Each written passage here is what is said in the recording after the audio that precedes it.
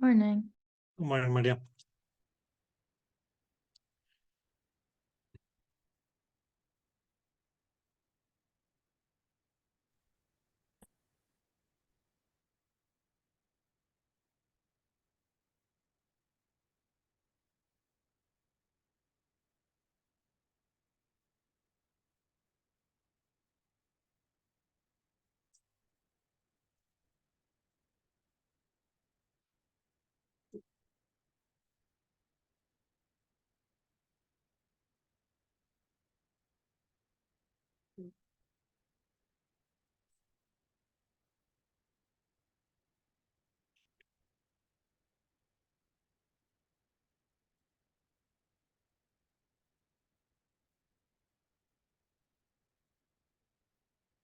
Okay, guys.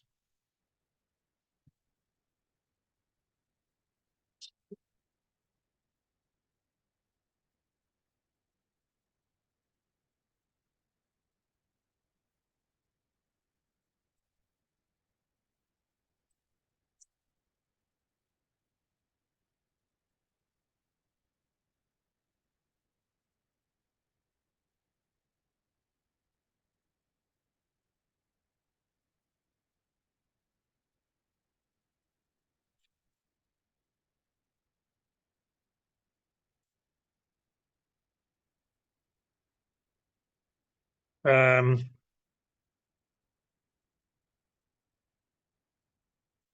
any questions, guys?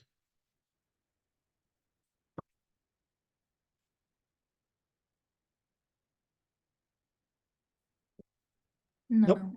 Okay. Good. So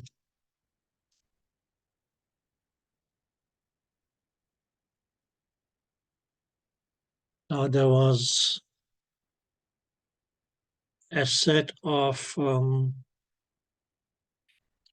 videos that I want to show you guys regarding your uh, quality control. Okay, guys. So let's just go this way.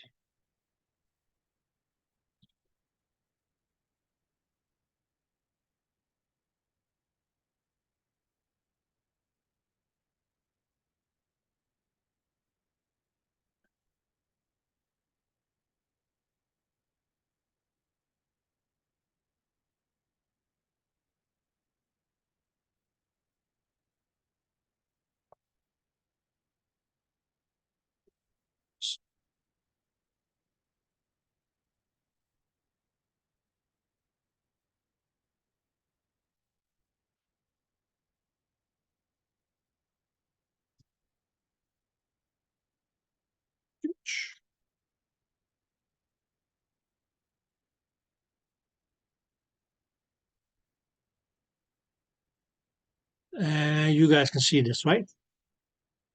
Yeah. Okay.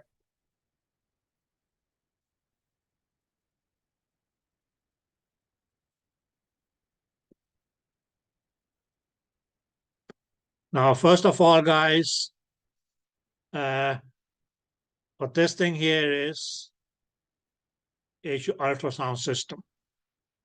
Okay, so you look at it and see that it's now bigger than a regular laptop. Okay, so just keep in mind, guys. Okay, that portable, or you can say easily portable ultrasound systems are available. But you can mainly just see this is for instance your TGC, this is your mouse, I guess these knobs here are buttons will be your different modes. Now since this screen here is not going to be touch screen, but you can mainly says these buttons here mainly will be able to turn things on, off, increase and decrease and things like that. Okay, so this is pretty much as what you can call a portable system. You can say your freeze button here, and this thing here that's the Phantom. Clear? Okay, okay. Now the whole thing about where we call quality assurance was that yes, you should be able to see on your screen, yes, okay, what you scanned. So different areas, and this is ideally is okay what you should be able to see as you place your transducer. But if you place it here, you should be able to see pretty much any of this. Yeah, okay. Did that make sense? Likewise here, and okay, yes. And there's going to be, okay, some scale for measurements. So he's going to do some measurements as well. Okay, but this is okay as a traditional phantom. And okay, yeah, a small portable ultrasound system. Today we're going to go.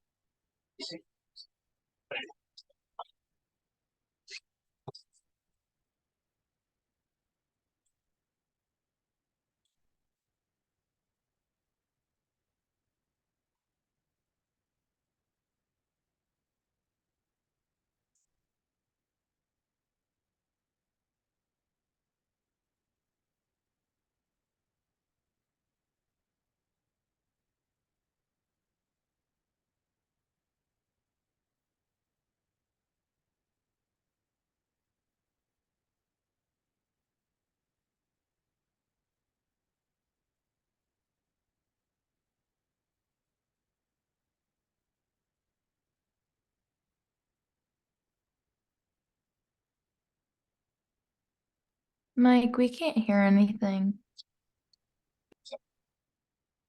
Pardon me? We can't hear it. You can't hear it. OMG. No.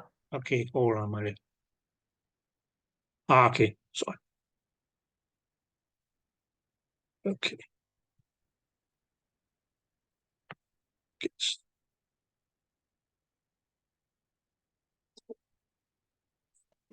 There's a wide variety of phantoms used for ultra. Can you hear it? Okay. Yeah. Okay, sorry. Hello, and welcome to another 2-minute tip. Today we're going to go over the basic use, what it is, and why you would want to use a phantom. This is one of the most basic phantoms that you'll find. There's a wide variety of phantoms used for ultrasound, and in general a phantom just means it's something that's taken place of a body that you can image. The real advantages of that is it gives you something that's consistent and stable, that you're looking at the same thing each time. When you make photographs of a phantom image on a particular ultrasound machine with a particular transducer, you can then use that as a reference photo to go back over time and look and find out if the image has changed, if the photography has changed, or in fact if there's problems with the system that were not there previously. And that's one of the main features, is actually to document it. The phantom is used primarily for Q&A and assisting in troubleshooting with the ultrasound image or a probe issue. It provides constant and reproducible images of known targets and distances, and it allows you to document the system performance over time. The phantom itself physically is made up of a variety of items. The most common is one that's similar to this. It's made of something like a ballistic gel. It looks like a large rubber block. And the second most common phantom is probably the tissue equivalency phantom, that is actually filled inside with a gelatin type material that, if you cut it open and look, has the appearance of being filled with graphite particles, so that it actually mimics the appearance of a liver when you're doing an exam on it. All phantom has to transmit the ultrasound signal at the same velocity as it does through the body in order to make measurements correct and have the image correct. And also it has to have the same amount of attenuation as the body, meaning as the ultrasound signal goes in, it's attenuated and it loses signal as it goes down and bounces back up again, and it has to lose that signal at roughly the same rate as it does in the body. This phantom, you can see, it's got a diagram, like all of them do on the outside, showing you what's inside the phantom. Here you'll see a series of rods that are going from light to dark, and they appear as circles on here. In fact, that's actually a plexiglass rod going sideways through the image this direction, and I'll be able to show you that to you when we're scanning. Over here, this is the same thing, only these rods are all clear. These vary in their density. Over on this side, what looks like pins as you scan the image are actually, again, wires, very thin 1mm wires, typically going through the system this way. When you scan and play in this direction, what you get is an image that looks just like this. And these items are all put on here to do something different. We're going to scan and see each one of these in a moment, but I'm just going to describe what we have on here. The primary functions of the phantom are to show axial and lateral resolution. So it wants to show how good your resolution is, going in the direction of the beam, and also sideways. This type of wire marker display is particularly good for that. The wires get progressively closer as they come down and curve and turn from axial to lateral. And you'll look at the image and we'll see how closely these wires can be and still be seen as a separate and distinct echo on the monitor. That's what the goal is for checking the axial and lateral resolution. In addition to that, we're going to check both the axial and the lateral measurements. When you go to make a measurement, whether it's to look at the size of a particular gland, to see the size of an occlusion, or anything else, you want to know that that measurement's accurate. So there's wire markers at fixed distances in here, and they're labeled on here. We can go in, we'll actually make a measurement with the system, and see if it matches up to that. Contrast resolution is what you can see right over here. It wants to find out how well you can see changes in density, not just a change of a size of an object. There's only 6 steps across here, but you can actually watch it go from being able to transmit all the echoes through it, it'll be perfectly clear, to passing the echoes and not being able to see those on the bottom. And you want to be able to see that you've got nice gradation through here.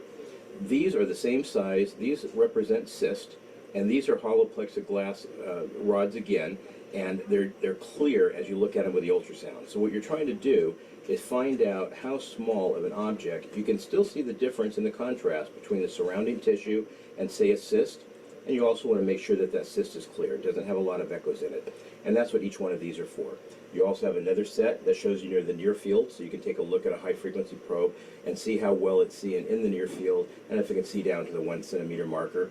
In a lot of cases with a transducer that's somewhat obliterated, and you'd use something like a standoff pad to see better there.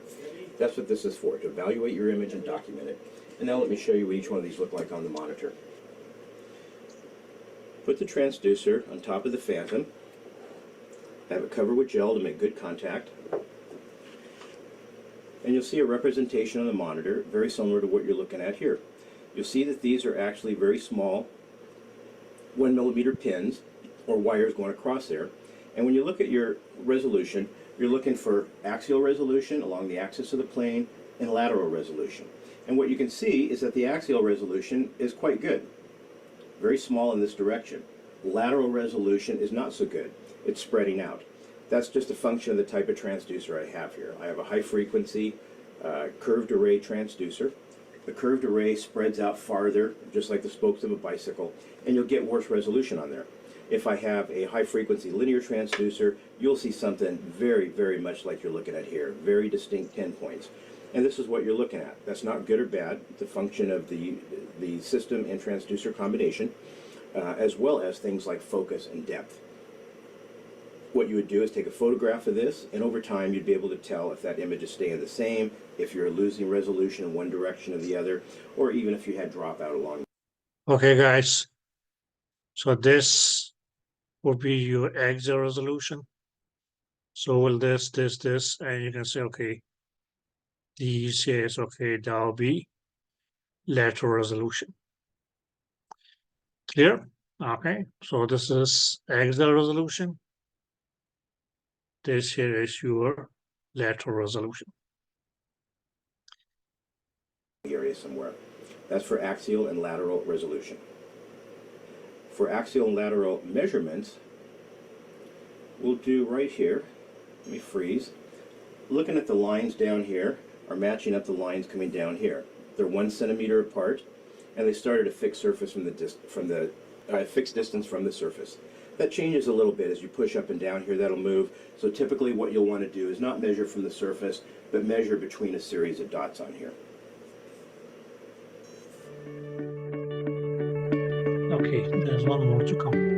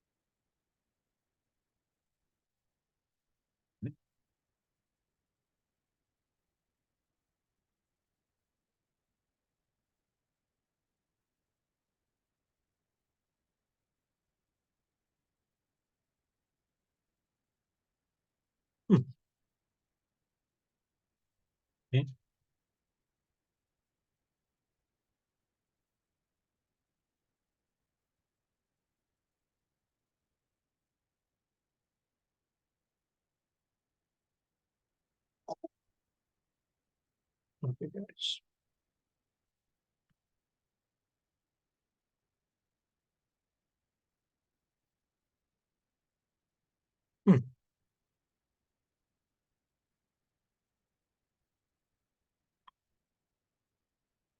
That's no good. Oh, here we go.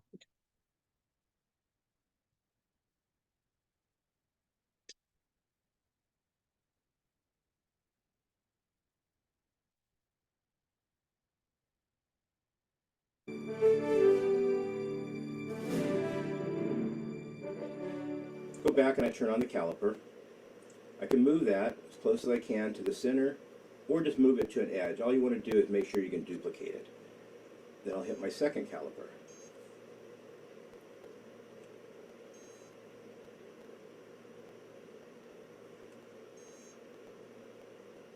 I'll move that down, say at least 3 centimeters. I'll move it to the bottom there again.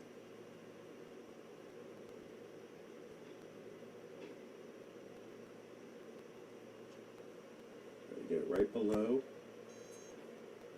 Hit set. Where's my measurement? Oh, here we go. 2.98 centimeters. We're expecting 3 centimeters. That's very good measurement. So that's showing that our actual axial measurements are right on. I'll then move over and we'll get a measurement where we have like this one right here where it's measuring crosswise. Freeze. And again, because the resolution in that direction is not as good, what you'll find is that it's harder to make the measurement. What you'll end up doing is making an educated guess that it's center to center.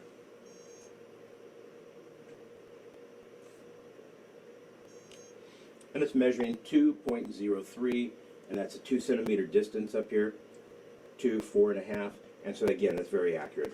You could do the math on the percentage, but it's a very good measurement, and it shows it's not off, and that's critical, and you want to document that. The other thing that you're documenting, besides the axial and lateral resolution, the axial and lateral measurement, is you're looking for uniformity of the image. That's another thing a phantom is good at showing you. That's a nice uniform image. If it got darker down here, then brighter here, and that would show you that you either needed to adjust your settings for your TGC controls, for example, or that you had a problem with the focusing on the system itself. If you looked in the near field and you had dark dropout, that would be indicating you've got an issue with the transducer and likely dead crystals. You could easily put another transducer on, the same type of probe, same imaging setup, scan the phantom, and you'd readily be able to tell if that was your transducer that was at issue or not. Looking in the near field, I don't have that burned bright like you would on some probes, especially deeper probes. This high frequency probe has a nice clear near field on there. When you're doing something like looking for a breast cyst to find out if you're going to do a biopsy or not, that's what you want to be able to see is a nice clear near field. Going back over to this side, this transducer is a higher frequency and we're not going to be able to get the depth that we probably want. What you'd like to be able to do is see a multitude of the rods running down the side and be able to see them go from lighter to darker all the way down. A higher frequency transducer will not go as deep in the body as a lower frequency transducer. Okay, guys. Now this is probably just a picture of this. But what do you think this thing here is?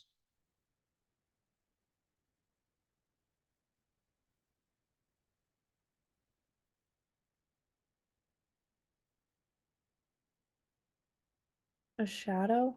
Shadow, exactly. Okay, okay. So is that something that you should be worried about? No. Okay. Yeah, okay. So that's pretty normal. Okay. But that's okay. What you can say is okay, the shadow will change its location if we move the transducer like this way or this way. Yeah. Okay. Transducer, and that's why we're not able to see these plexiglass rods down here very well. If I get off to the side, I can see them better, and with the linear transducer, I would see them a little bit better as well. But move over here to the cyst. Now this is supposed to be duplicating a cyst, and if it's a true cyst, this is going to be very dark and black. It's not going to have a lot of noise in the middle of it. That's the type of thing you want to look for here. So this gives you a way of evaluating how much noise you have in the system, and if your cysts look like clear cysts or if they don't. And that's another thing you want to document with a photograph.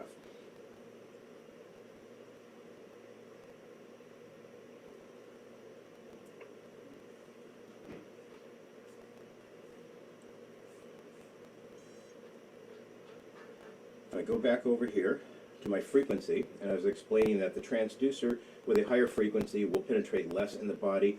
That's another typical function you might want to measure.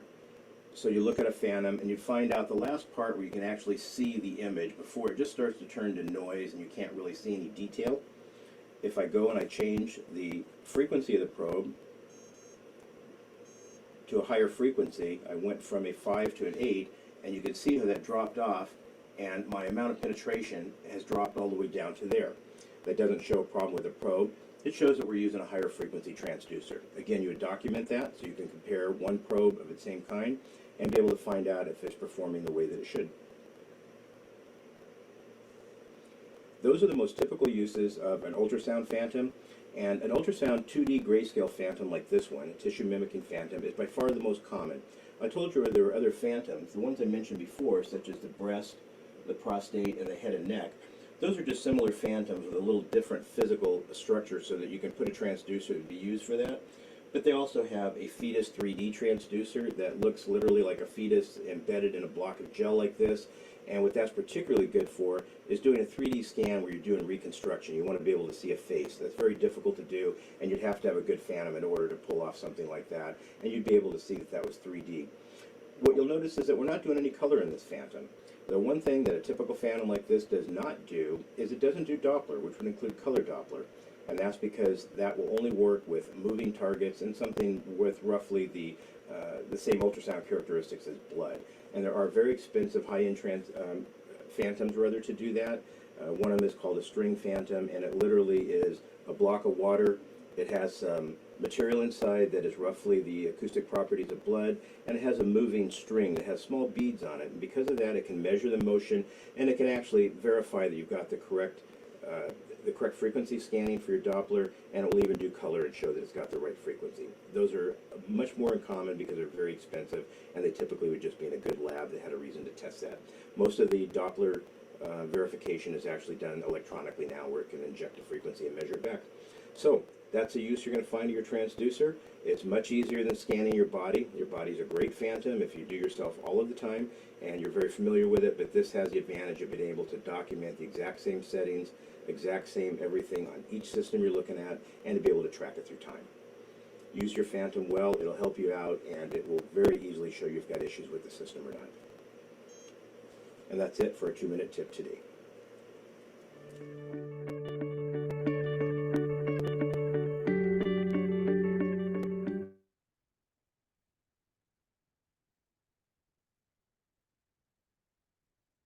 Okay, guys, so that's pretty much all, or you can call it, okay, quality assurance is done. Now, when you say document, how do you document things? You most likely will save the images. Clear? Okay. Why? Mainly so that, okay, yes, that they can be compared to, yes, okay, a follow-up, or God forbid, yes, okay, that your place may get audited. Clear? Okay. Most places that you walk into, you'll find that they say, well, okay, as we are an accredited association and such and such and such and such and such. Have any of you ever experienced people from accreditation coming by? Any place? Okay, so they mainly as okay check on everything, right? So, and if you fall short of the standards, they may say, well, okay, improve this and this and this and this and this and this, and we will come back at some other time to check whether it has improved, and then you can get your accreditation or what you call it. If not, it's okay, you may end up being unaccredited. And okay, for health facilities which are unoccurring, it will mean that okay, they don't fulfill the minimum standards, and they will have to close down. Okay, so that's how that goes. Okay, so documentation. Okay, save the images. Most likely, it's okay. There will be a log where okay, as somebody will have to either it's okay submit a written report, or at least it's okay log and sign that on this date, this time, such and such and such quality assurance or SOK system was checked. Clear? Any questions about that? Okay. Now it may vary from place to place as okay, how frequently as okay they do these. Okay. So that's pretty much about it. Okay, guys. Now let us just look at our questions for artifacts. Or you guys want to do something else?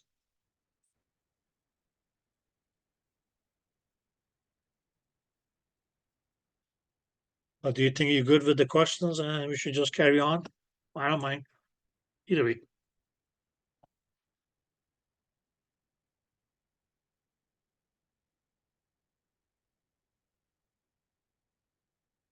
Yes, no? Maybe we should keep going just so that we're not in crunch time next week. Oh, you have plenty of time, dear. You're going to get bored, if you want to put it that way. Scared, Mike. Hamida? I'm scared. You know, why would you be scared? I don't know. You don't know. Okay.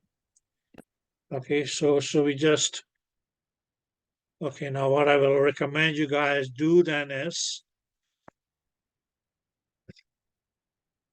what you call it. That's okay. Try to go over those questions, and but if you come across some issues, please let me know. Okay, guys. Now, okay, chapter 23, we already did that in patient care, so I'm not going to be talking about that. Okay. So next is going to be okay, the last chapter, chapter number 24.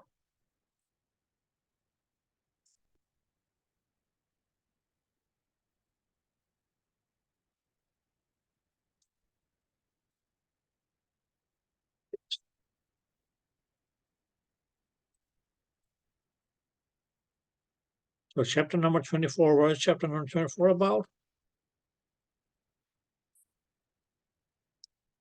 Well, we can say it's okay, bioeffects, or what we in a previous chapter also is okay, on the beginning also called biologic effects.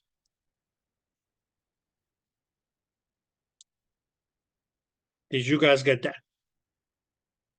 Clear, okay. And what was it that bioeffect or biologic effect was? Rico says, okay, that was going to be the effect of the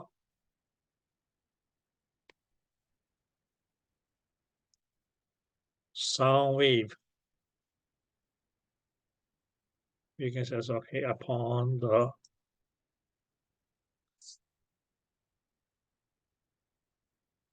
tissue. Clear, okay.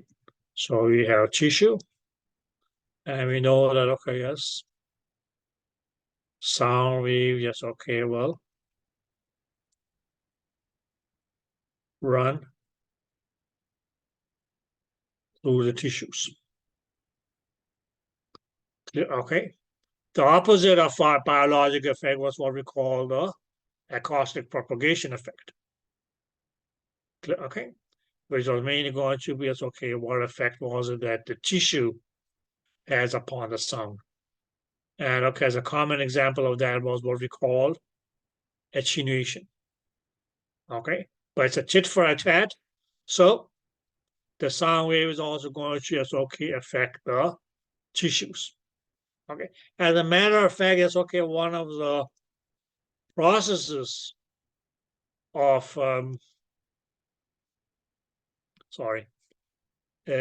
what we call acoustic propagation properties, which led to attenuation, was absorption.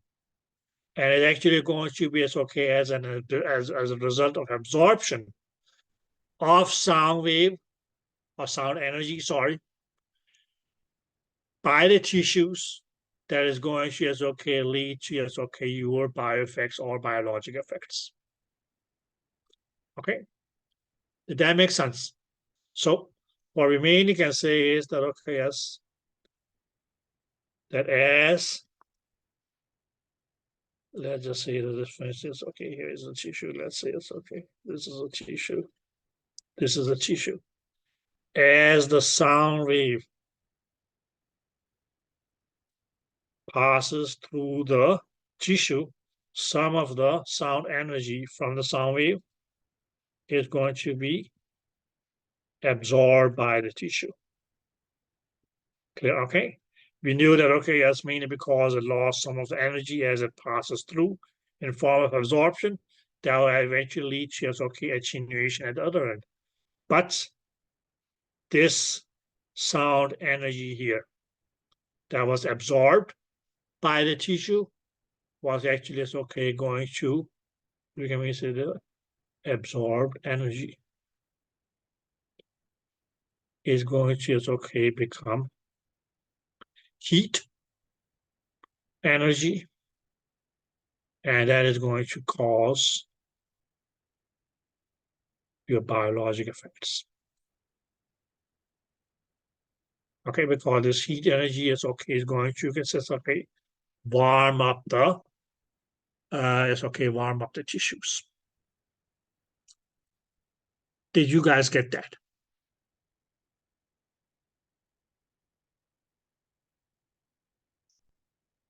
Yeah. Good. Any questions so far?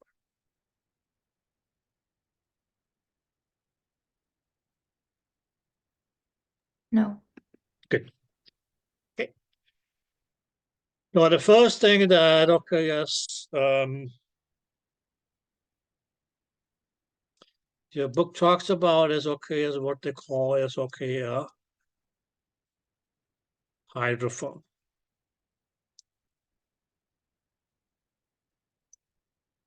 Clear? Okay. Now, if you look at the word phone, okay, it means okay, it comes from the word phone, which is related to sound. You can mean it as okay, phone, yes, okay, something that is going to just okay enable you to pick up sound, or let's say it's okay, hear sound. Yeah, okay.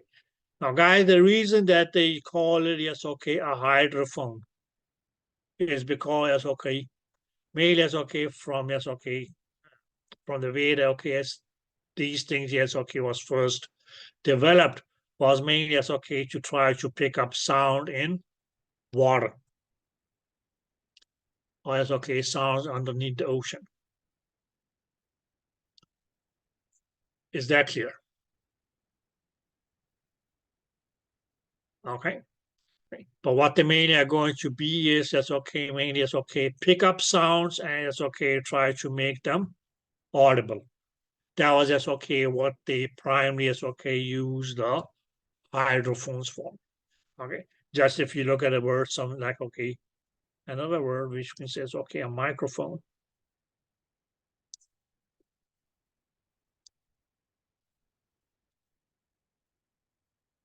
Now, what do you think a microphone does?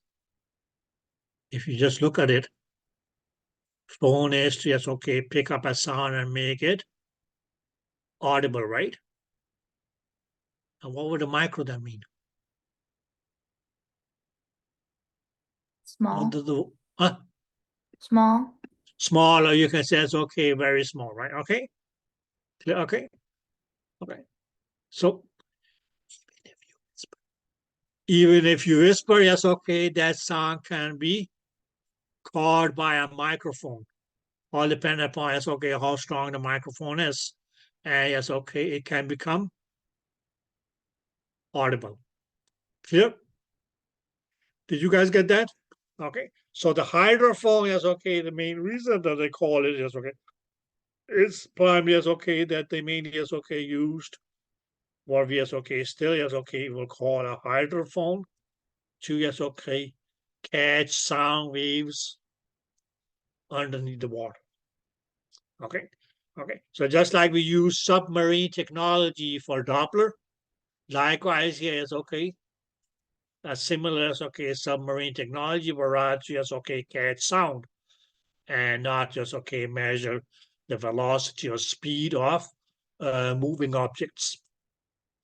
Okay. So what is that this hydrophone here is going to be doing? It's mainly as okay, we can say it's okay, mainly designed to, because it's okay, pick up, or let's say it's okay, detect sound energy. Did you guys get that? Yeah. Good. Now, guys,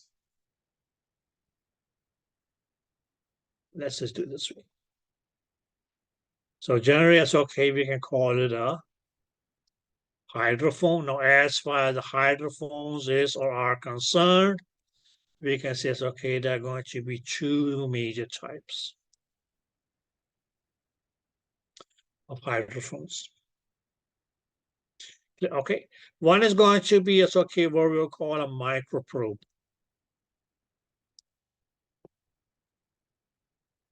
Yeah, okay. The other is going to be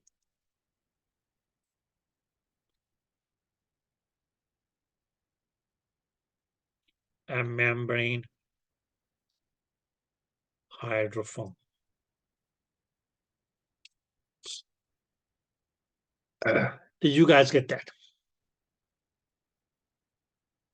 Yeah. Good. Now, guys, again, yes, okay, if you look at the word microprobe. Now, probe is mainly, yes, okay, a small, yes, okay. I mean, yes, okay, going to be, yes, okay, a pointer thing. A thing by which you point with. Okay. Some people may even, yes, okay, call the ultrasound transducer a probe. Okay. But this is going to be, yes, okay, a microprobe. Okay. So if you want to see, yes, okay, what that thing looks like, yes, okay, you can actually see it in page 401, figure 24.1. That is a picture of your micro probe. Clear? Okay. Did you guys get that? Yeah. Okay. Now, how do we work with this? Okay. Now, whether it's a whether it's a membrane hydrophone or whether it's a micro probe, what is it that they are designed to do? That means it's okay, going to be designed to detect sound energy. Okay. Now let's just put it this way, guys, and say that this here is okay, was your transducer's footprint. Okay, so right now, yes, okay, you are looking at the footprint of your transducer. Okay, and let's say it's okay that this transducer here is on, it's connected to the system, and you want, yes, okay, primarily, yes, okay, detect the amount of sound energy that this transducer here is transmitting. Okay, with help of a microprobe. So what they mean is okay, just do is place the microprobe in front of it. Okay, now since it's a small, okay, in the size is okay, smaller than is okay, the footprint of even of a linear phased array transducer. What is it that you can do? you can actually just move this microprobe all along the footprint of the transducer and find the energy, the amount of sine energy being emitted from different areas of your transducer.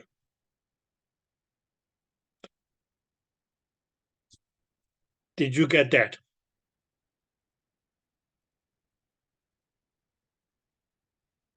Yep.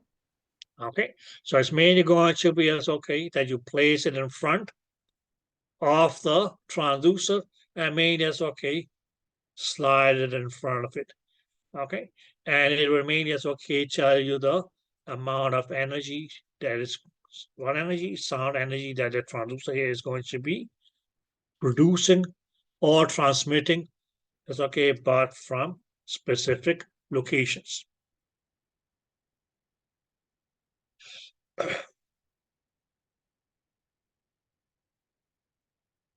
Did you guys get that?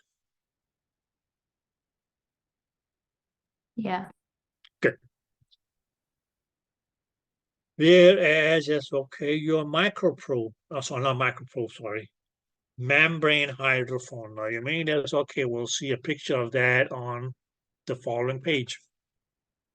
So that's mainly figure 24.2 gives you what a membrane hydrophone looks like. Clear? Okay.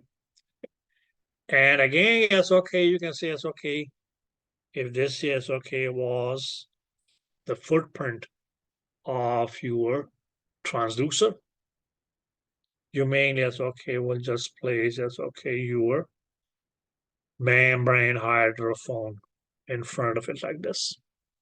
So contrary to the microprobe, this one here is not going to be site specific. Did you guys get that? Okay. So it means just going to be picking up the overall energy, sound energy that this transducer here will be transmitting. Okay, but we stay we can say to check the amount of energy produced by the or transmitted by the transducer.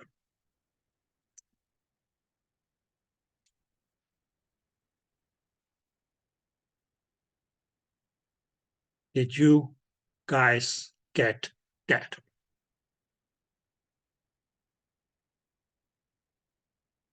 Yeah. Any questions?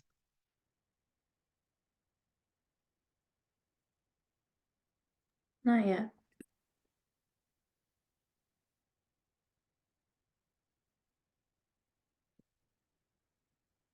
Okay.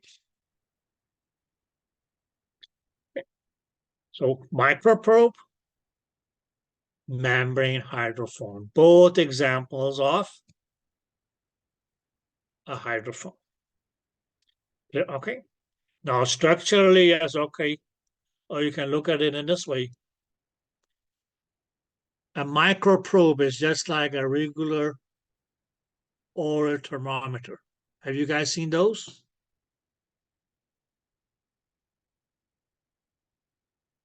They are becoming more and more outdated nowadays. But it's a regular, yes, oral thermometer. Okay. And yes, what other kind of thermometers do we have nowadays? The ones that you scan your forehead. Exactly. Okay. The forehead one, oh yes, when you go to the doctor, they may pop it in your ears, right? Okay. So yeah. Okay. Yeah. Okay. Pop it in your ear, but yes, they put it in there. Yes, they're not that reliable. Okay, but it's you can make that's just an example of that's similar mechanism as a membrane hydrophone. Okay, but here it's they are going to thermometers. What do they pick up? Heat energy. Okay, heat energy and mainly as just shows that in form of a number. Okay, but structurally, yes, okay, you can say it's okay. It's okay. A microprobe will be just like a regular oral thermometer. Okay, whereas okay, your hydrophone, membrane hydrophone is going to be it's okay, just working like a membrane. Oh, it's okay. Sorry, yes, okay. Those. That's okay. What do you call them? That's okay.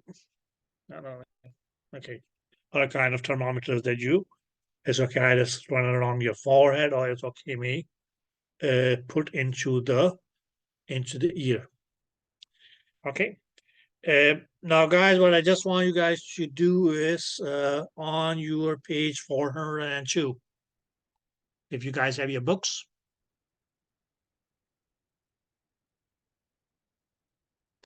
Good morning. Okay. Page 402. 1, 2, 3, 4. The fourth paragraph that starts with, in general. You see that paragraph? Yep. Good. Just mark that one.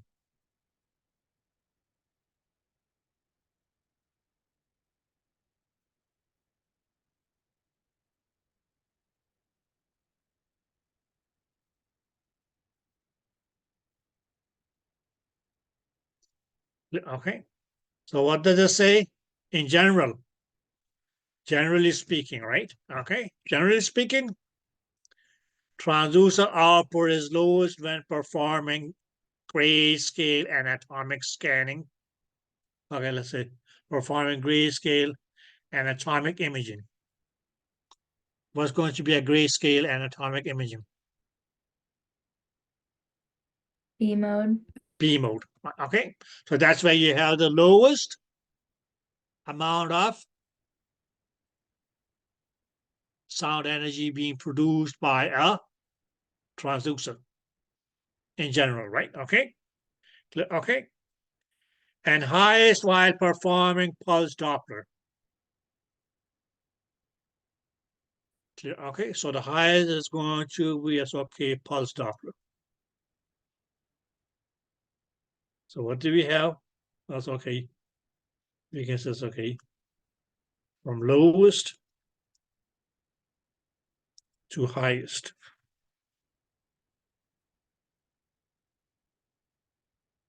Okay. So what did we say?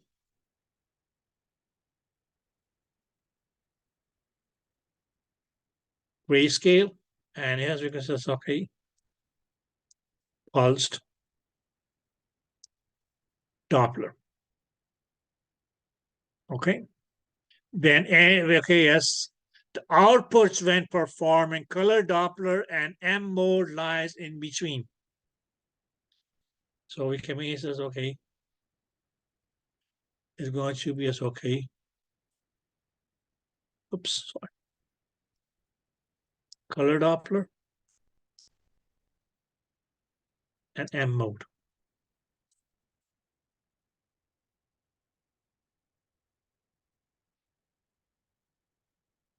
Did you guys get that? Yes. Okay, so we can make this as okay. This is in increasing order of it's okay. Sound energy, or it's okay if you go the other way around.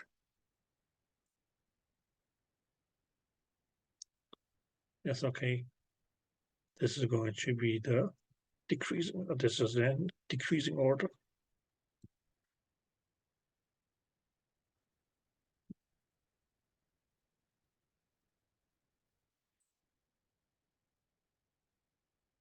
Did you guys get that? Mike, what does it say under M mode? Highest is going to be as okay, pulse wave Doppler. Okay, thank you. Okay.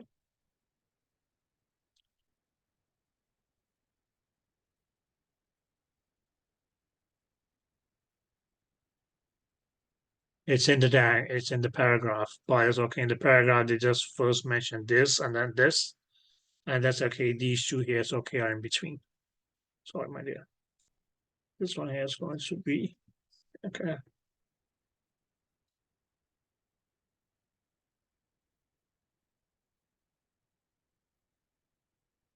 Hello, doctor.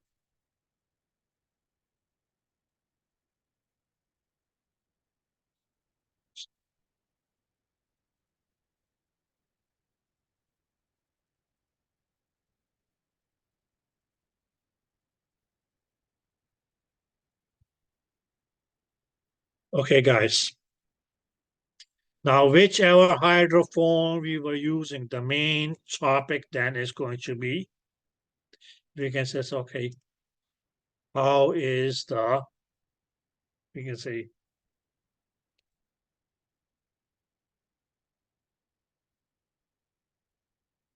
sound energy.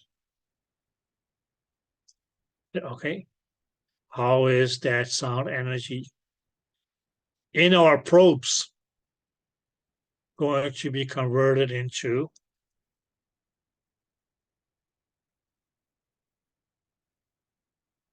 heat energy?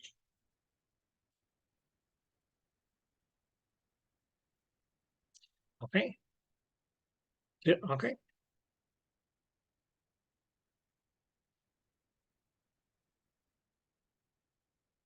Did you guys get that? Because your transducers, yes, okay, they do not directly produce heat energy. They transmit sound. It's going to be when that sound is absorbed by a medium. Okay, it's going to be the absorbed sound energy that's going to be absorbed in a medium that would then be converted into heat energy. That makes sense. Clear? Okay. Okay. So you can make sense. Okay, well, okay, this sound, how much, this much sound energy, how much heat energy is it that it will be able to produce? And okay, based on that, it's okay. It may rise as okay tissues, or they may yes okay increase the temperature of the tissues to yes okay certain levels, which we'll talk about in just a little bit. And as a result of that, that may lead to bio effects or biologic effects. Okay, so there mainly is okay just three mechanisms that we use to yes okay convert the sound energy is okay produced by the transducer, which okay yes is picked up by okay yes okay our hydrophones, but as okay we still going to yes okay talking about is okay just saying it's okay because this heat energy is okay sound energy needs to get converted into heat energy. And how is that going to be? Mainly it's okay, primarily it's okay by absorption. And then what this heat energy here is okay will lead to is bioeffects. Did you guys get that?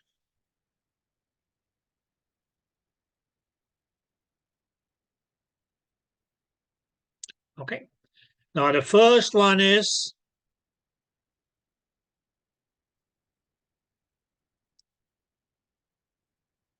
a calorimeter.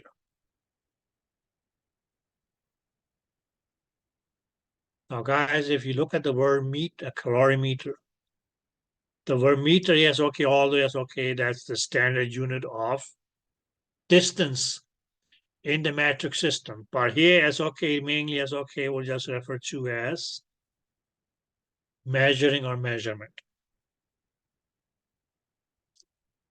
Clear? Did you guys get that? Yeah. And I hope all of you is okay know what calories are.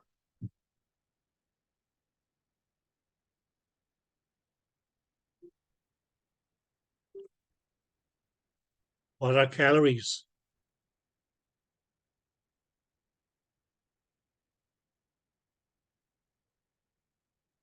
Who had breakfast this morning? Good. Now, okay, that's depressing. Out of 7 or 6 students, only 1 student had breakfast. Okay. Now, my dear, are you a calorie freak? You just, okay, just bring it on and I consume it. I just say bring it on. Bring it on. Okay, good. Okay. But that's okay, my dear. If you consume too many calories, what would that cause? Gain weight. Gaining weight. Okay, good. Why would you gain weight?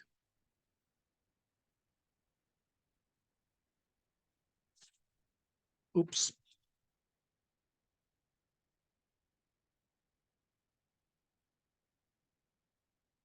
Because, okay, as you consume too many calories that you weren't able to burn, right? Clear, okay, why would you say it's okay, burning calories? It's not that you set a match on fire. Okay, you turn on a match on fire and okay, let's say, okay, yeah, the calories, let me burn them. Okay. Well, you work out, but that's okay. As a result of workout, yes, okay. You do physical activities, okay, and that means yes, okay, you can say keep your body warm. Okay. Okay. So that's pretty much yes, where it just comes from. So I mean it's okay, just a way of saying it's okay, measuring is okay, the amount of heat energy. Okay. Now this calorie meter here is okay. As the mainly is okay, say it's okay. It's going to be as okay. We can say linked to our membrane hydrophone. Okay, so the calorimeter is going to be as okay used with the membrane hydrophone. Okay, and mainly as okay as we just said, what was it that the membrane hydrophone did? Okay, the membrane hydrophone, that's okay, that measured all the energy is okay produced by the transducer.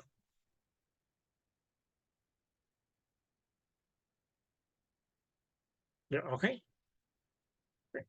But this calorimeter mainly is okay, measures all the energy. What energy? Sound energy produced by the transducer, absorb it, and as a result of that, will convert it into heat energy, and mainly as okay is going to, that's okay, we can say it's okay, display the, we can say it's okay, amount of heat produced.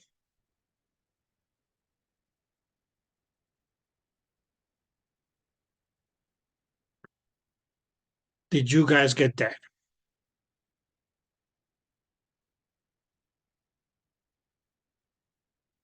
Yeah.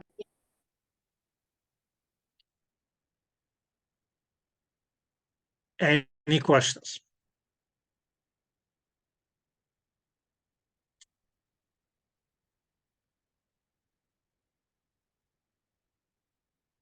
No. Good. Now the other one, guys, is what they call thermocouple.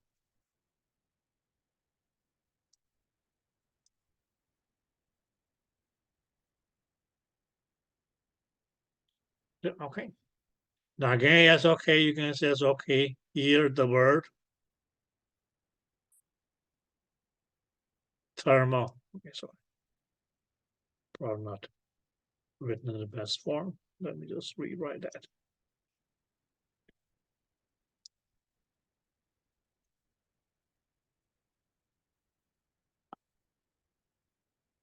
Which again is okay, is heat. Okay, and this thermocouple, yes, okay, where is that going to be? Yes, okay, that's mainly, yes, okay, used with our, yes, okay, microprobes. What did we say that the microprobes were? Yes, okay. These were mainly going to be yes, okay.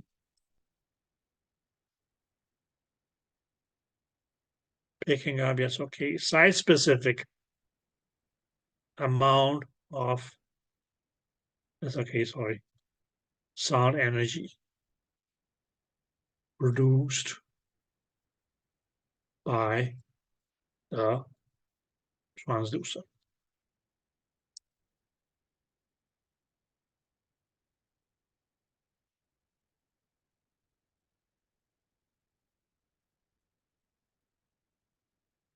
Yeah, okay. And it's okay. This sound energy is okay. Will lead to yes, okay, because it's okay. Sorry.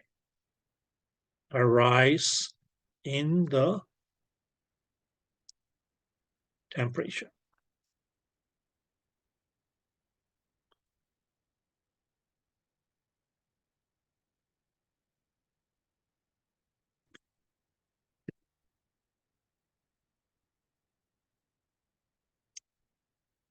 Did you guys get that?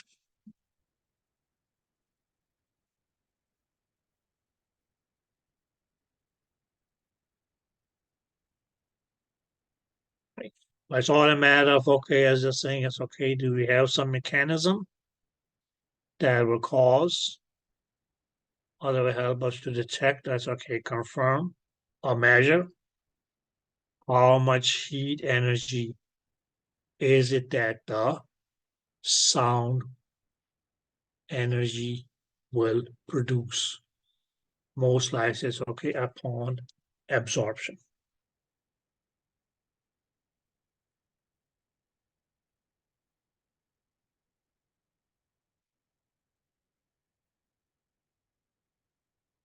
Did you guys get that?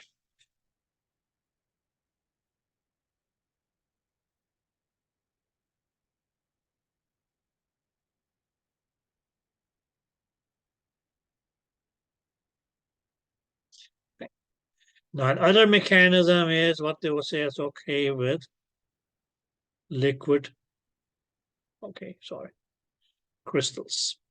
Now, please don't think here that, okay, you talk about liquid PCT. Okay, now what this thing is, okay, does, it pretty much, okay, is just works like a mood ring. Do you guys know what a mood ring is? Yeah. Do you believe in it? No. No, okay. But it's okay, why is it that that mood ring is okay, may change color? Heat. Heat. Where does that heat come from? You. You. Which part of you? Your finger. Okay. Which part of your finger then?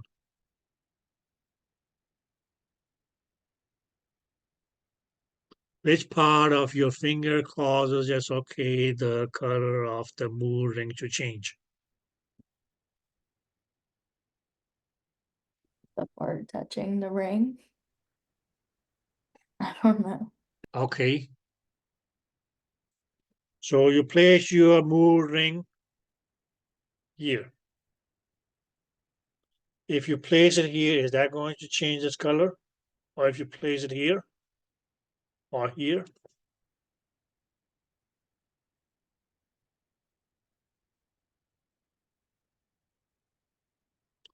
Okay, dear, what do you have in the, what do you have in a finger? What are the structures that you find in a finger?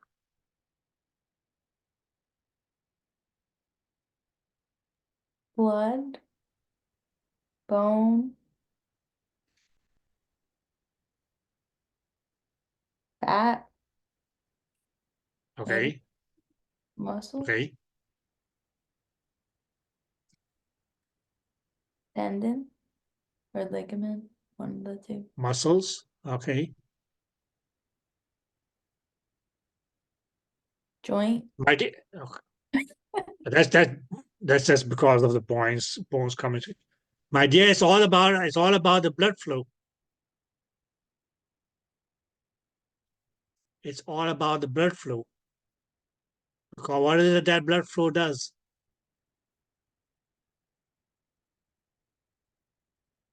If the blood flow increases to any body part, what's going to happen to that body part? It's warmer. It gets warmer. Here you go. So you can immediately says, okay, what is it that mood ring does? That change in temperature due to, yes, okay, the blood flow may cause it to change its color. Did you guys get that? Clear? Okay. Now numerically, yes, okay, how are these being measured? Now, have any of you ever checked the flow of electricity in, yes, okay, electric switches and things like that at home, or seen it being done?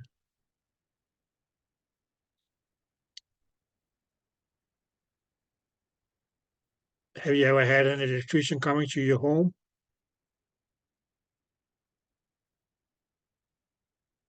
Okay, Lillian, and what did he do? You probably say, okay, there was something here that wasn't working, right? Yeah. Good. What was it? A washing machine or something? Yeah, I think it was that, or I think there was also a problem with my fridge at one point, but it had to do with the electrical aspect of it. Right, okay. So what will be the first thing that he would check? Does it even get electricity or not, right? Good. What did he use for that? I don't know.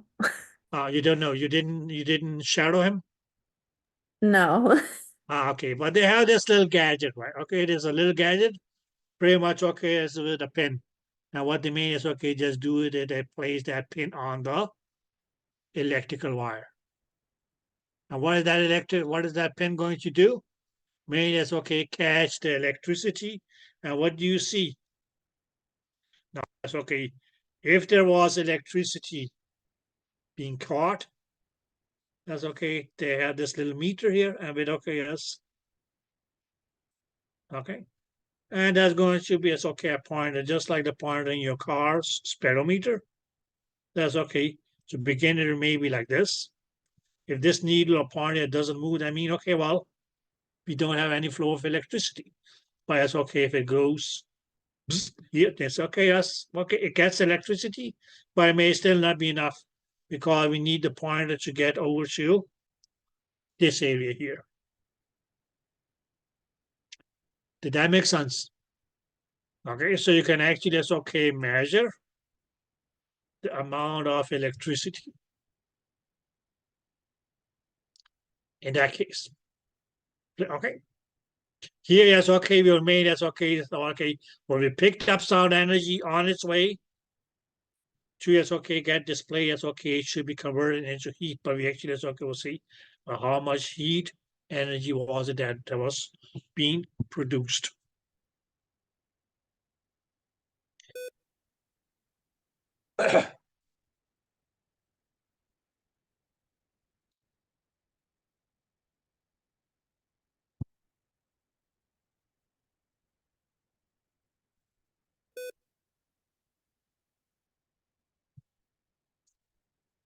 Did you guys get that?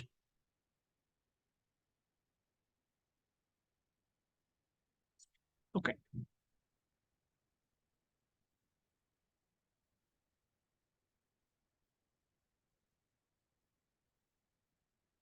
Okay, guys.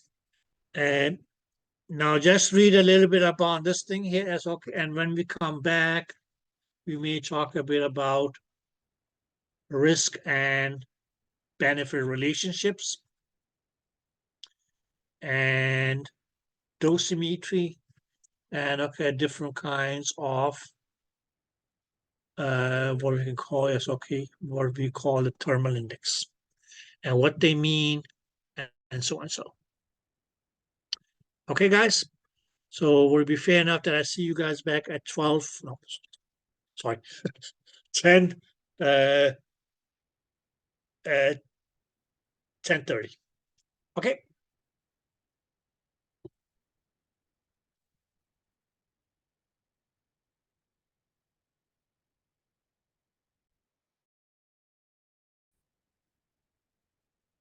Let's just briefly, and that's what I say. Yes, okay. Talk a bit about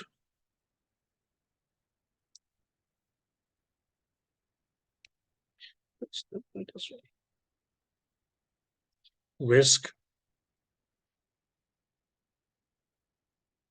versus benefit.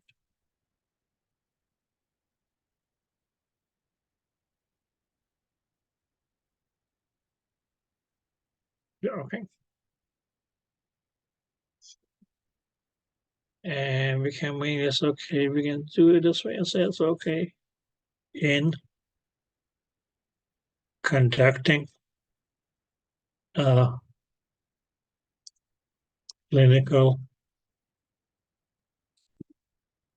fraud. And I don't have an Instagram.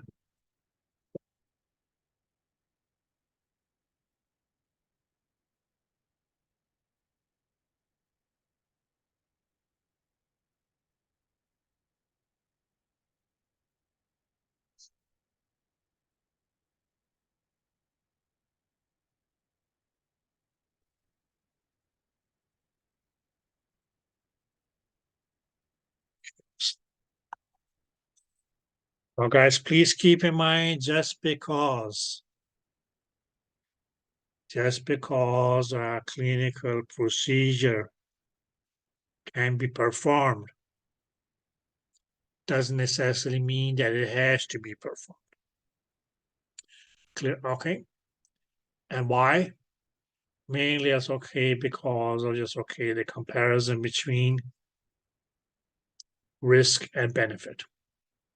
Now, what remaining I say about risk is the worst risk is harm,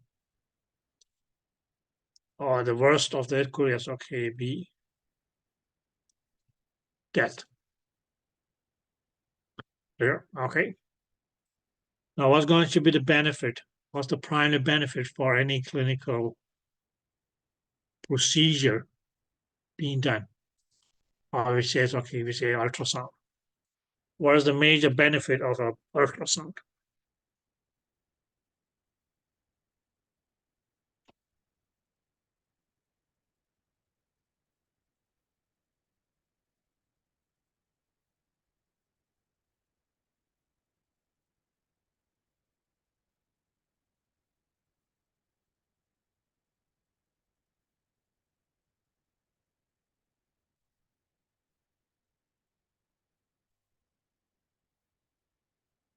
Right, okay. Mainly it's okay what you want to achieve by doing it. Now, what would that be? Anybody? Why do you want to do an ultrasound on somebody?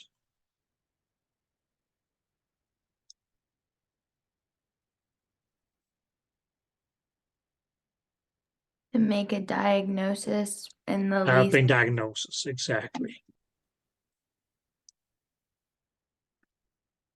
Clear, okay. Did that make sense? Now, although not realistic in ultrasound, what we can say is okay for things such as CAT scans and MRIs and so on. So let's go with CAT scans. Okay, a CAT scan, for instance, may help you with a diagnosis, or to get a diagnosis. Clear? Okay. But my idea is okay, that CAT scan also comes with okay a certain amount of risk, which is going to be as okay, where we can say it's okay, going to be as okay radiation exposure.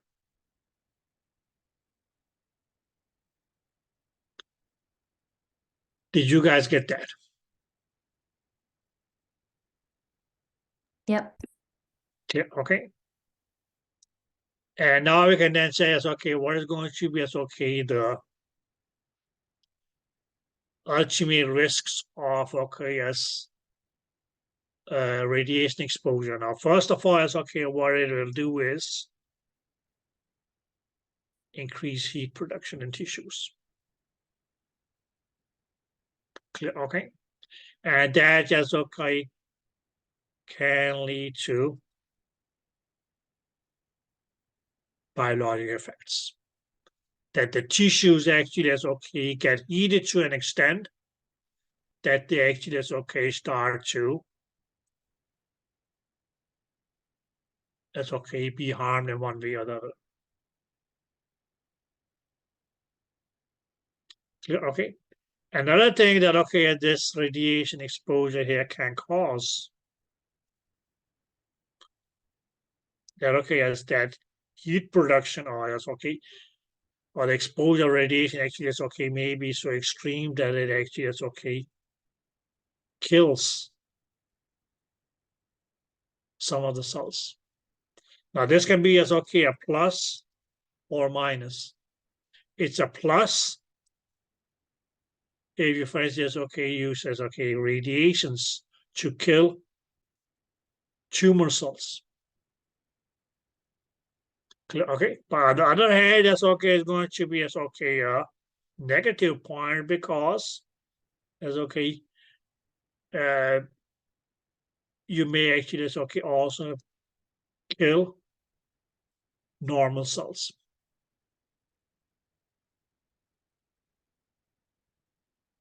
Okay, and on the other side, as okay, what we know is that okay, as radiations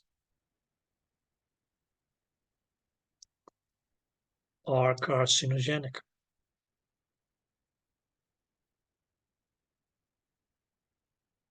That okay, actually is okay may lead to the production of cancers.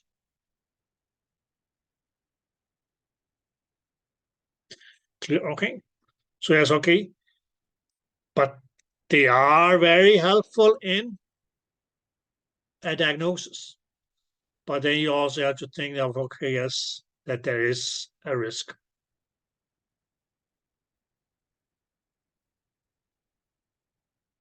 Clear? Okay. Now, have any of you ever been to a dentist? Good. Now, if you walk into a new dentist clinic, or let's say it's okay, a root canal or something, beside of it, a new dentist, what is the first thing that they most like after looking at your teeth? What is it they may ask you to get done? What they will do? They will mostly do it for you, but okay. Mouth x-rays. Mouth x-rays. Good. Yeah, okay. And what is that mouth x-ray? Those x-rays are, okay, x-rays, but it's radiations. Clear? Okay. Now, what will be the next thing that they will ask you? When was the last time you got a full mouth x-ray done, right?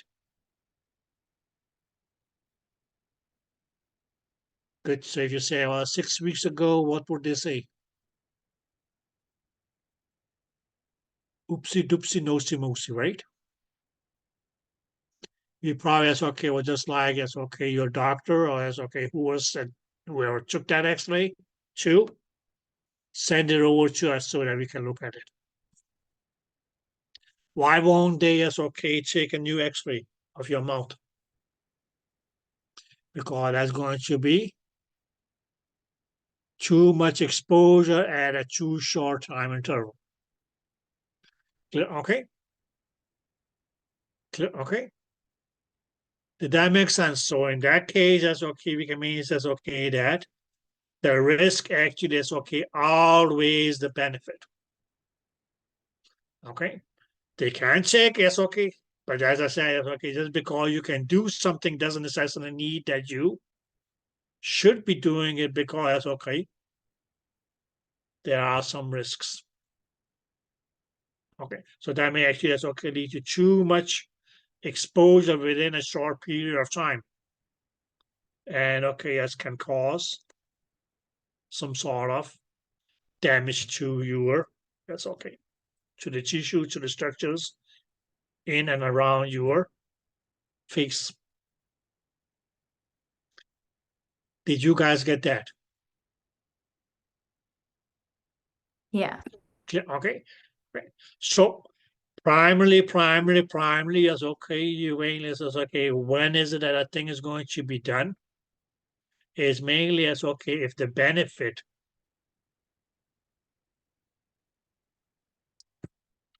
outweighs the risk. If you have more benefits and less risk, that's when you can say, okay, well, okay, just do it. Whereas my idea, if it's the other way around, that the risks outweigh the benefits,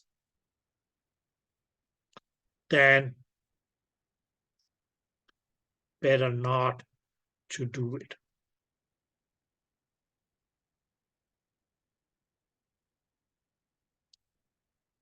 Clear? Okay. Likewise, okay, we can say okay when they're even. Okay. Well, you can still say okay. In that case, it's okay, better to do it. Okay. Do what is okay, whatever is okay. Clinical procedure, whether that's an operation, whether that's okay as a diagnostic test, etc.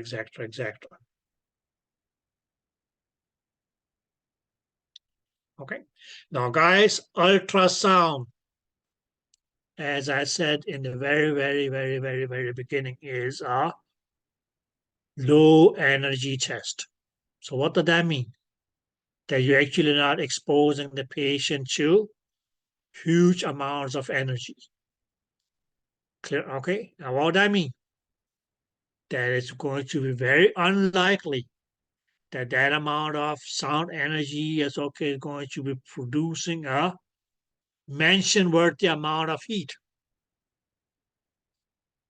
Okay, which is going to cause a rise in the temperature of the tissues to an extent where the tissues may start suffering. Or you can say, okay, risk harm. Did you guys get that?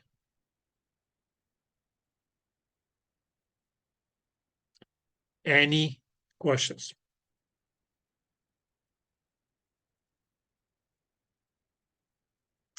Any questions? Now, how do they determine all this? Mainly as by a science that is called dosimetry. Now, if you look at the word dosimetry, it's just putting one and one together.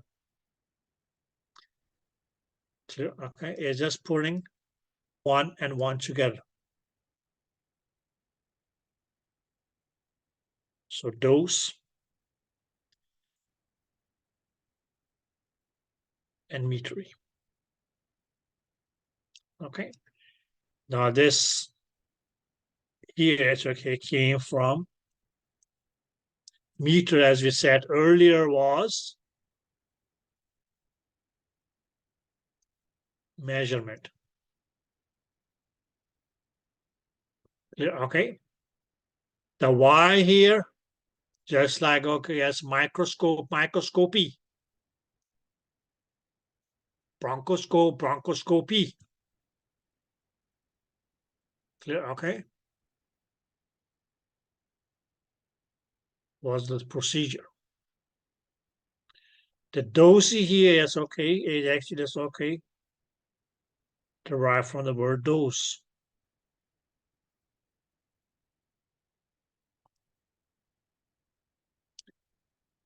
Clear? Okay. So the actually is a science of this how to determine what may be safe doses of things. One can be as okay unsafe doses.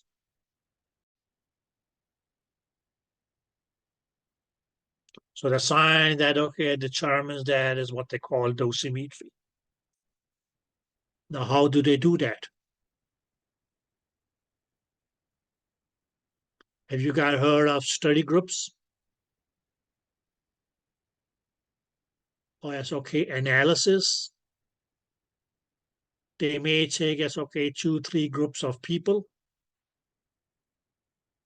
It's okay expose them to, let's say it's okay the same material but in different doses or different quantities. Clear? Okay, and then call them back and say, okay, what did you feel? What did you feel? What did you feel?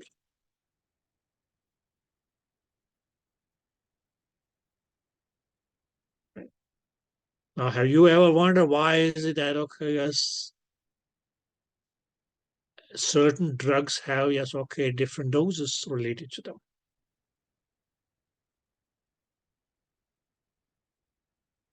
That for one drug, yes, okay, you may be able to take up to yes, okay, 1 gram at a time, whereas okay, for another drug, yes, okay, 2 milligrams is going to be enough to yes, okay, kick you off.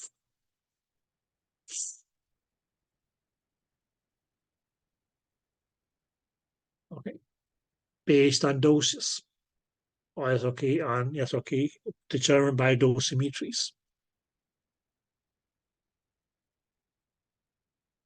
Okay, so just a common example, yes, okay, when they say yes, okay, just take 2 Tylenol at a time. Why not 4? Why not 8? Why not 12? Because those doses are not safe.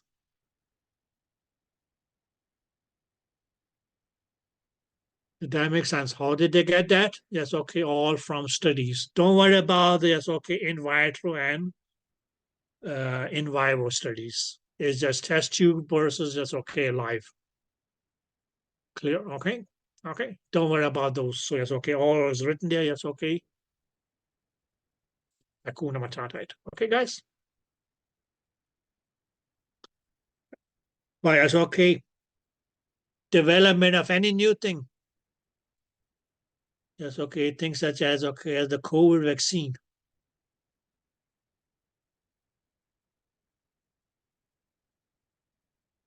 Okay. How much should be given? I just read the heading the other day. Yes, okay. It's a person. Yes, okay. How many doses did he check? 36 doses or something of the COVID vaccine. And then it says, okay, this is where he is now. Or this is what happened to him now. I am not even going to go in and read about it because, like, okay, that's crazy.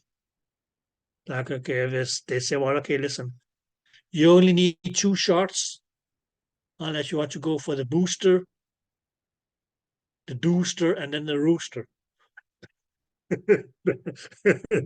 That's up to you. Right. Okay. But like, why in the hell would you go and take, yes, okay, 32 or 36 shots of okay, something where you max would need 3 shots?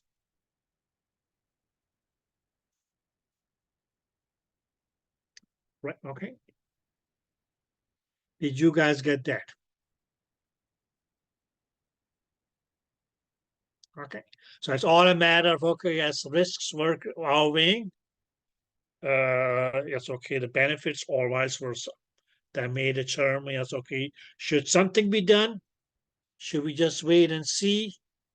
Or should we just say, okay, hands up, it's too risky for business? Clear? Okay, now, fortunately, guys, that's okay. You will not have to deal with those situations.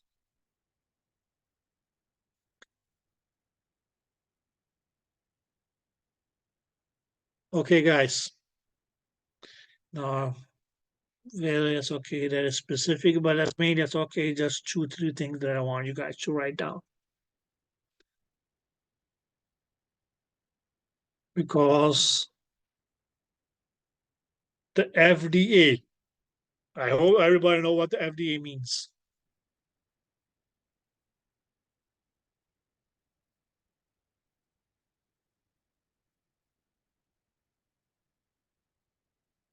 Is there anybody who does not know what FDA means?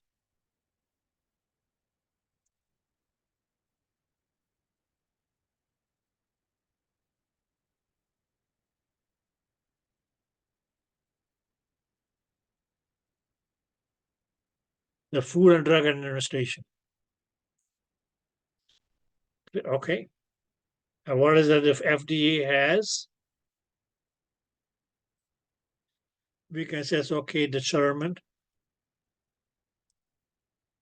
the safe, or we can say, okay, max amount of ultrasound energy to be 720 milliwatts per centimeter square.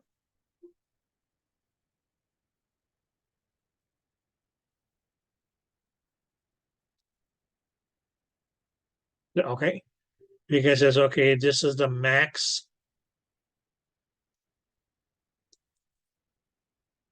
safe amount. Now, when we say max, what would that mean? You mean peak. Okay, so our peak intensity should not exceed this.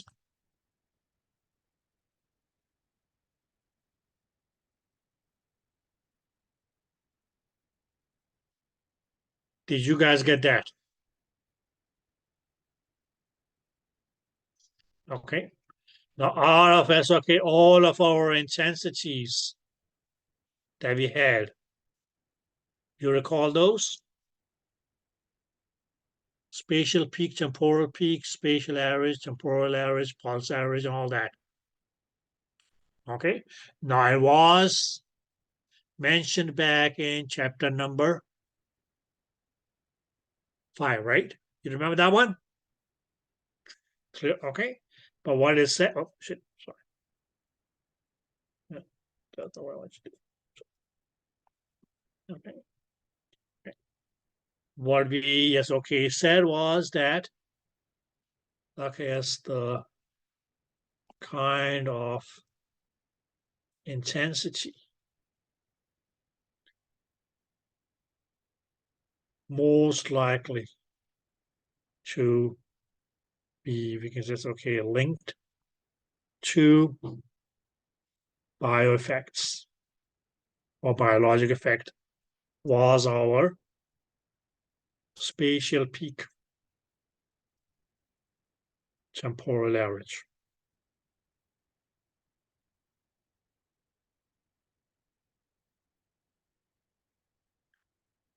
Is that clear?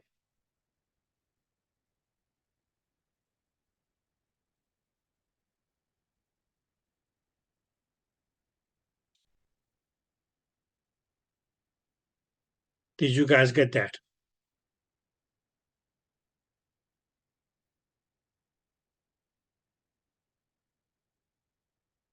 Okay. So the spatial peak temporal average intensity is more likely to be linked to, yes, okay, the production of bioeffects.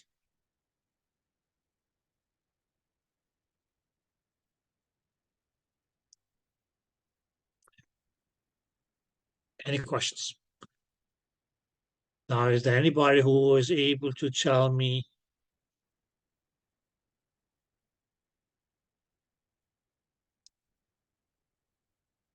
what your temporal average was?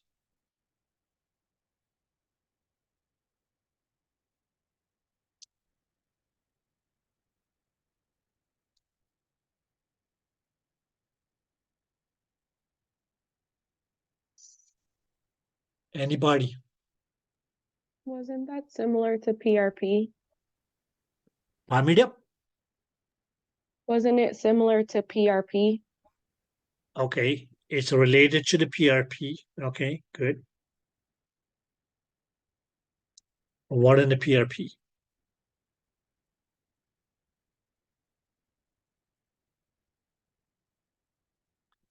Because says, okay, the PRPs average intensity, right?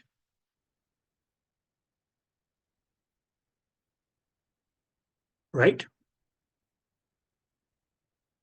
Yes. Good. My dear, do you mind telling me what an average is?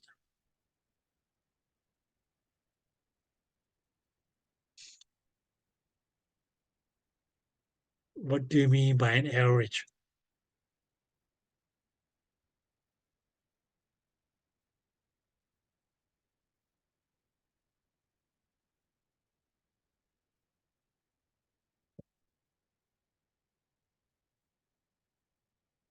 When you add or the sum of each divided by however many things Okay, there are. good. Let me ask it this way then. Is average homogeneous or heterogeneous?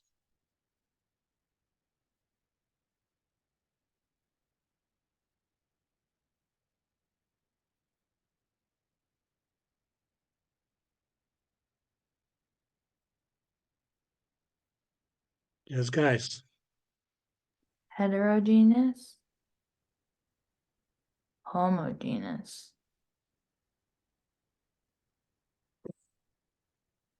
I don't know. You don't know. That's why you said, that's why you come up with both options, right? Well, you didn't give me an approving look when I said the first one, so Well, right now I'm playing poker face. So you may come up with the right answer. I'm gonna, what? yeah, you do that. Okay, heterogeneous. Final answer. Final answer, heterogeneous. Okay, good. Do everybody agree? Who agree that to the fact that an average is heterogeneous?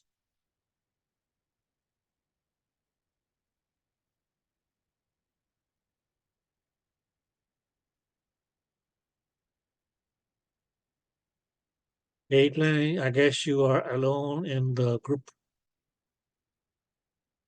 It's not heterogeneous, my dear. It's homogeneous. Why would it be homogeneous? Because it's going to be as okay, what will be the amount of energy if there was, it's okay, if the total amount of energy was evenly distributed, right? Clear, okay, so the thing comes in evenly distributed.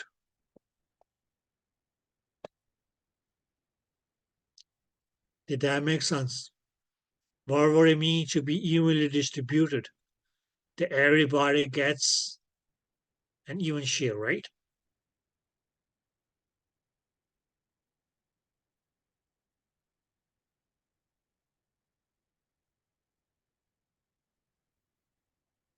Yeah, okay.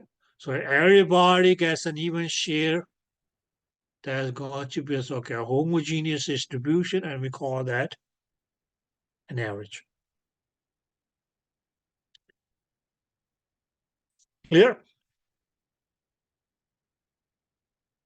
Good.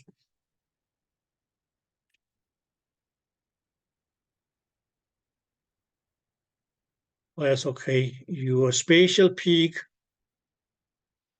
temporal average, is going to be the one that's going to be most likely or more likely linked to your bioeffects. So because out of all the intensities or intensity combinations, this is the one that produces most bioeffects.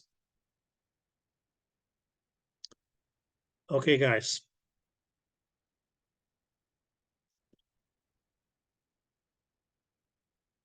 Now let's just look at our study techniques or approaches, if that's what you want to put it as.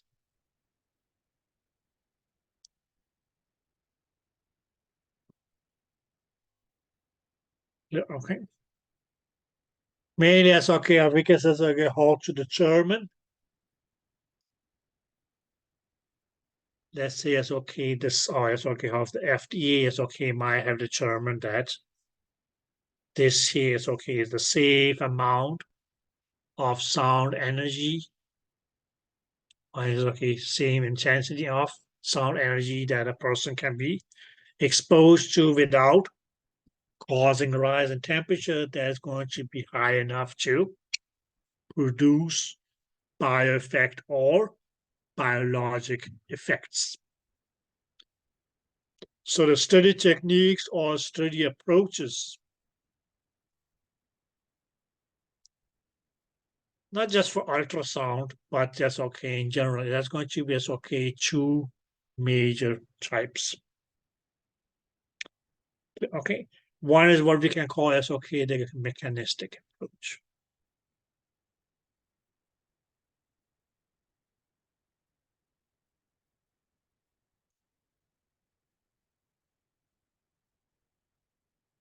Okay, and what the mechanistic approach is doing is made as okay an approach in which is okay we study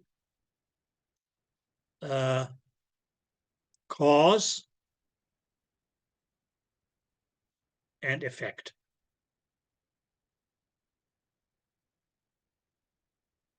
Okay, in our ultrasound is okay.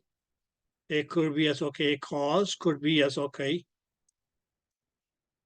sound energy, and the effect could be as okay because it's okay tissue warming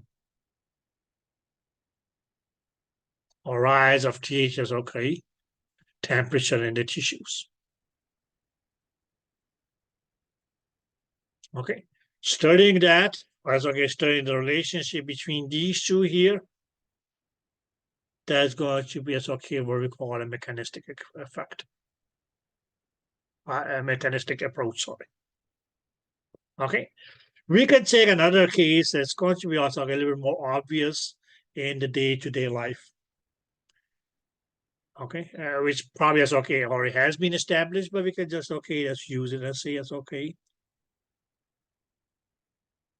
Smoking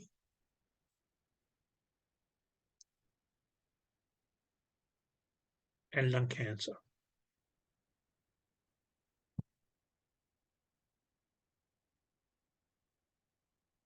Did you guys get that?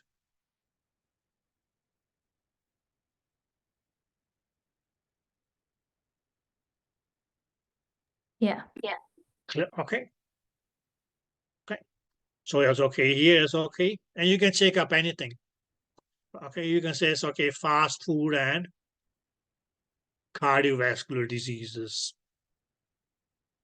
etc., etc. Anything, and you can say, okay, we check up a thing, we check our cause, and see, it's okay, does this thing, yes, okay, have these effects here. Okay, and I hope everybody is okay, agree that, okay, yes, at least, okay, yes, we'll be able to know that, okay, yes, that what they have is they have established, okay, that there is a link between smoking and lung cancer. Okay, but how? Is okay by a mechanistic approach. So what did they do to establish that? They took, yes, okay, an XYZ amount of people, said, well, okay, smokers, non-smokers. Okay. And they told the non-smokers, well, okay, don't start smoking.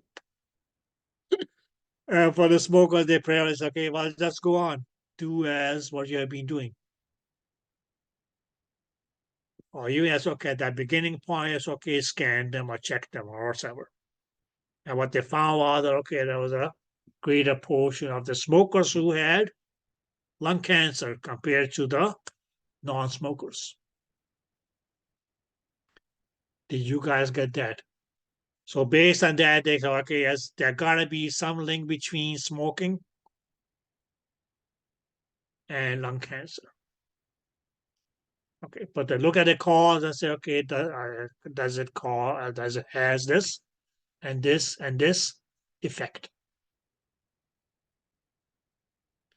Did you guys get that? Okay, whereas, okay, the other approach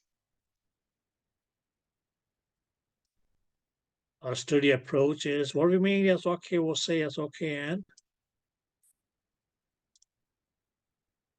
empirical approach.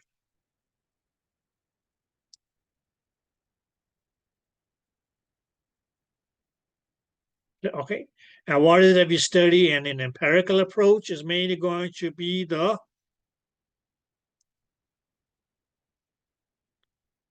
exposure. And although it's okay here, they say response, but okay, as the response is still going to be as okay, the effect. Yeah, okay, because in both cases, okay, where we can say, okay, whether it's the word effect that is being used, or where it is response, we can mean it's okay, what they both will mean is going to be as okay, what is the outcome?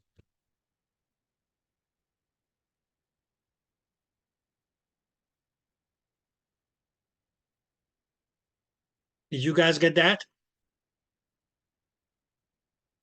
Yes. But okay. Now, what we mainly as okay mean here is okay by exposure is, let's do it this way.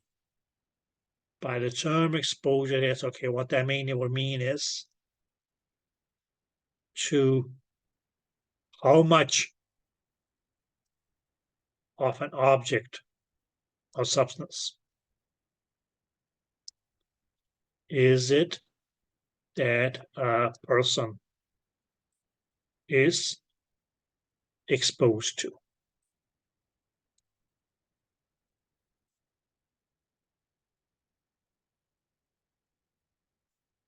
Okay, now let's just take our previous example and said, well, okay, we said smokers and, so it's okay here. It's going to be because it's okay, exposure to tobacco. And what was the outcome? Or is okay, the response here is still going to be lung cancer.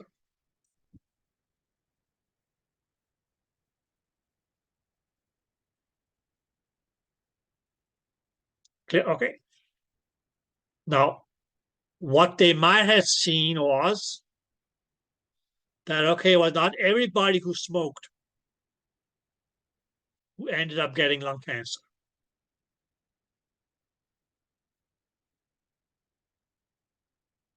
Clear?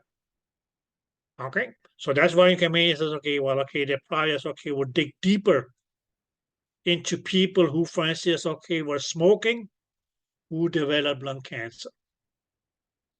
And again, it's okay, people who were smoking and didn't. And then there were many as okay, say about okay, you can probably ask, okay, does anybody smoke?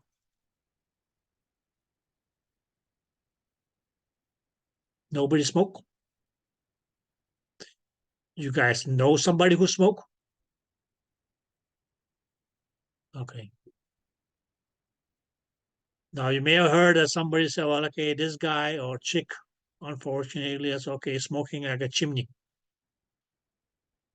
Have you guys heard of the term chain smoking? What is chain smoking?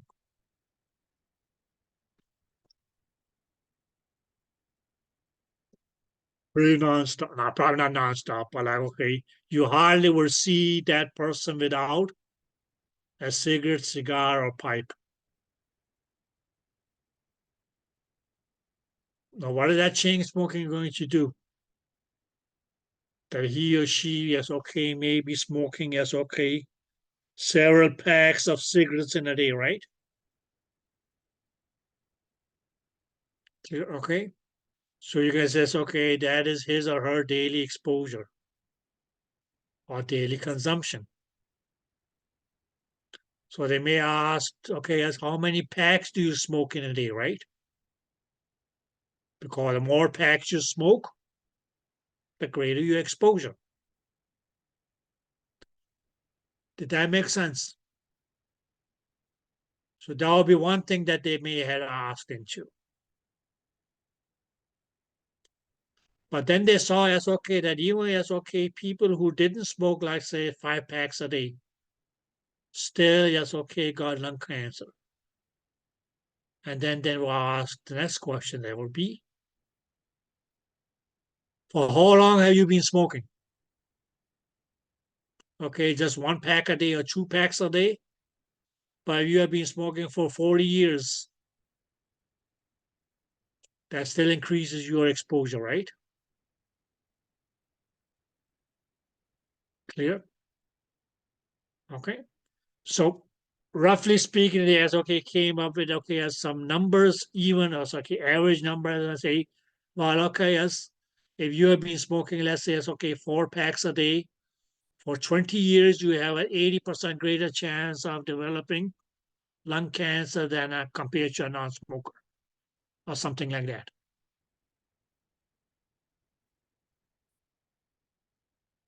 Did you guys get that? So comparing as okay the exposure of any substance to yes okay the effect. Here we can say it's okay exposure to the sound energy. Okay, the amount of sound energy is okay either in short period but great doses, or it's okay over a long period of time, although it's okay in low doses. Because it's okay even in those non-smokers, they say, well, okay, well, how do we explain that? Okay, even they got less okay lung cancer that we may be able to just okay link back to yes okay tobacco smoke. And then they say, well, look, I don't smoke, but my partner does. Okay. And although I don't want to, but it's okay, I may have to just okay stay in the same room as him or her. So that's when okay things such as okay as secondhand smoking became a term, right? Have you guys heard of that fellow? Okay, anybody secondhand smoking? Some of you may as okay practice hip and say, Mike, that's none of your effing business. Right, okay. But you can see, right? Okay, and then all of a sudden they came up and said, well, okay, it's not only if you as a person smokes, you as okay, secondhand smoking also as okay may increase your risk.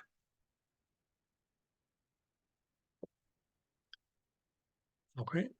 So what you may see as okay as a small line on okay as the side of a pack of a cigarette that you might not have bought yet because you don't smoke it is mainly as okay the result of okay as a lot of studies. Did you guys get that?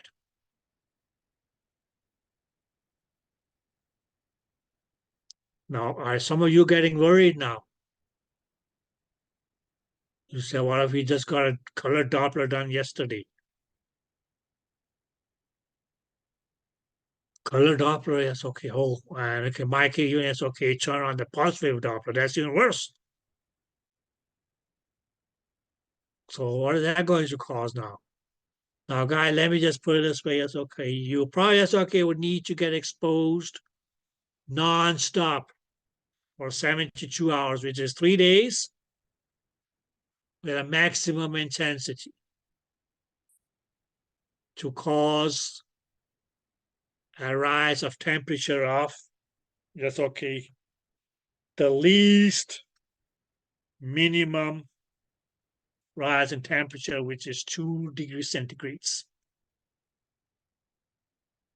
Rise in temperature. And that's not even going to cause damage to yes, okay, regular tissue of adult human beings, which I hope all of you are.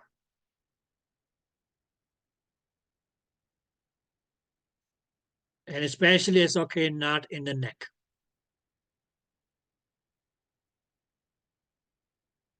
Okay. Now, guys, basically speaking, the mechanism of bioeffects. Now I know that, okay, your book talks about things such as thermal and non-thermal.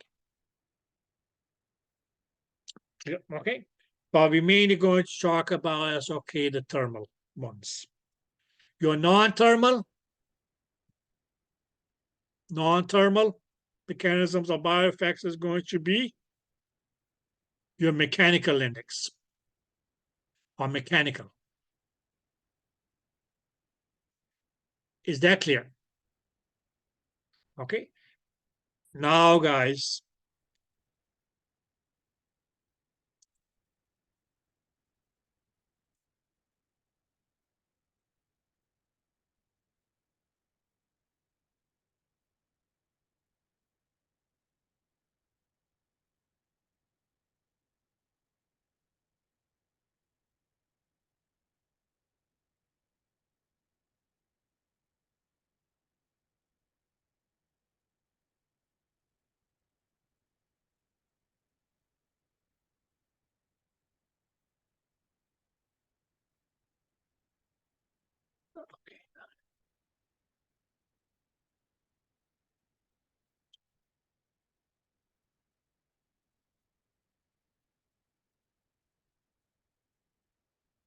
if you recall,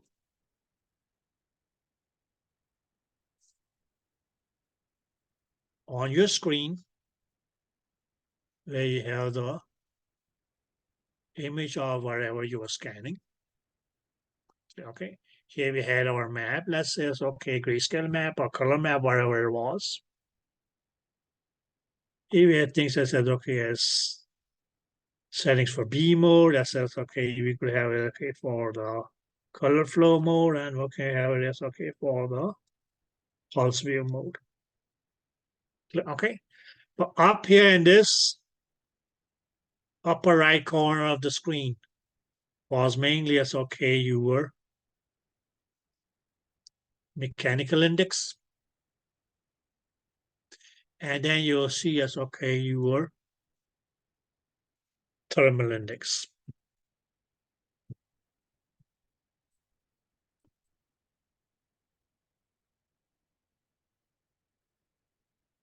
Did you guys get that? Now, when we say as, okay, thermal index, that's as, okay, versus as, okay, the mechanical index. So, okay, that's okay. The mechanical index, we mean is as, okay, or primarily as, okay, due to things such as pressures, mechanics of the sound wave. And mainly because sound wave is, okay, in the beginning, as you said, or due to its, okay, motion of property of particles. Okay, that's why we call it a mechanical wave. You guys recall that? It's many months ago, but you guys recall that?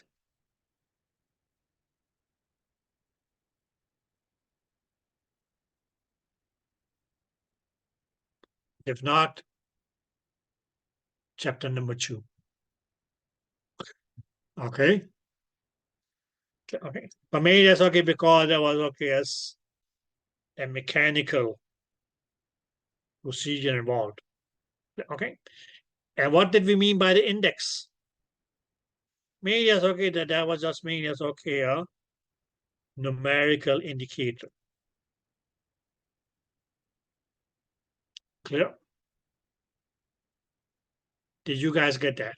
So likewise, your thermal index is still yes, okay, just going to be yes, okay, a numerical indicator or a numerical number. That says, okay, 0.2, 0.4, something like that. Okay. Okay. Mainly yes, okay, pertaining to the heat. Or in this case, more like it says, okay, rise in temperature.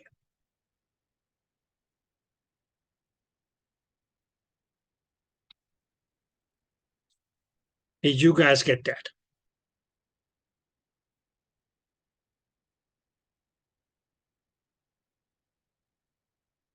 Yeah. Okay. Now, on your system or on your display, well, okay, yes, the thermal index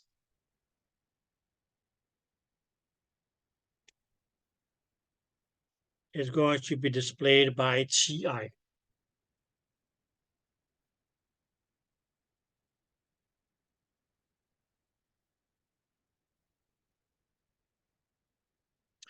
Is that clear? Clear? Okay. Now, what we do have, okay, yes, we're going to have, okay, 3 types of thermal indices.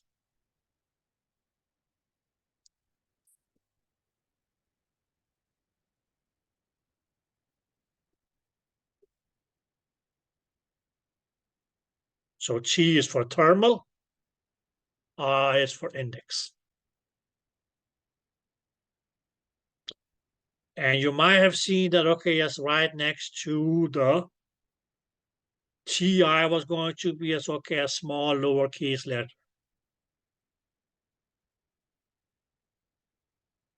Okay. One was S, where mainly as, okay, mainly as means soft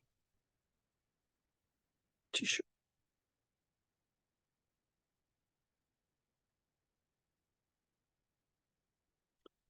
Okay. Other one is B. Where, okay, yes, that means yes, okay, just stands for bone.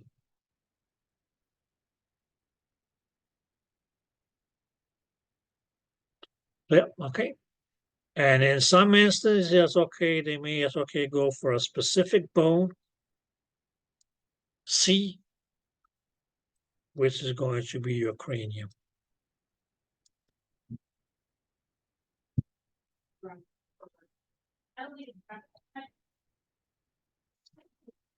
Did you guys get that? Yeah. Okay, so TIS, and it stands for thermal index of soft tissue. TIB just stands for thermal index of bone. And TIC means, okay, just stands for the thermal index of cranium or your skull. Did you guys get that? Yep. Good. Any questions about that?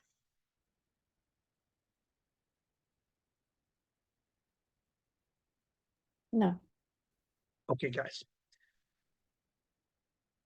Now, we can say it's okay.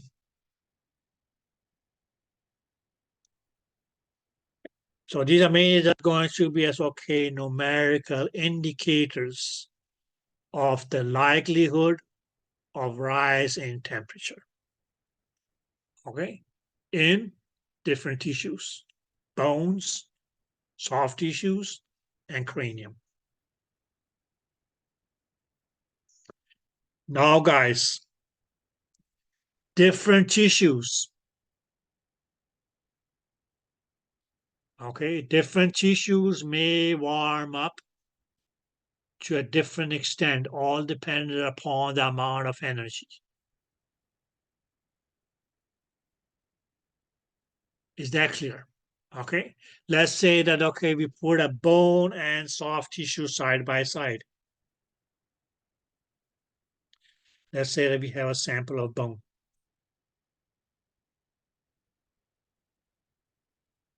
Let's say it's okay that we have a sample of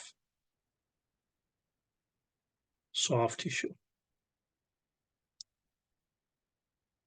Clear? Okay, and that's me. Yes, okay. Why they yes, okay. Explain them differently. It's okay. Mark them differently because bone being exposed to the same amount of energy compared to as okay soft tissue. Now the bone is going to as okay have a greater heat production.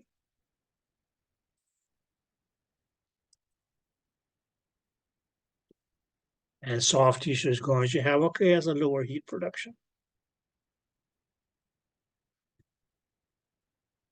Why? Primarily because okay, the bone is going to as okay be absorbing more heat than that of the soft tissue.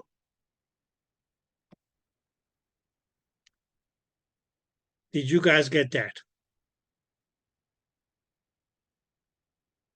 Yeah. Clear? Okay. But let's just say that okay, in this case is okay, we take the amount of, we says okay, if the temperature is okay, increase by, let's say it's okay, 2 degrees centigrades. Now roughly as okay, there's 2 degrees centigrade here is, because you guys don't use centigrades here, right? Is approximately, that's okay, 35.6 degrees Fahrenheit. Okay, but in the bone, that rise of 2 degrees centigrade or 35.6 degrees Fahrenheit is okay, may produce, let's say it's okay, no bioeffects. Where okay, we may say it's okay in soft tissues, because it's okay, there may be as okay a slight production of bioeffect. Although it's okay, the heat production was lesser in the soft tissue compared to that of the bone. But mainly it's okay due to the nature of the tissue.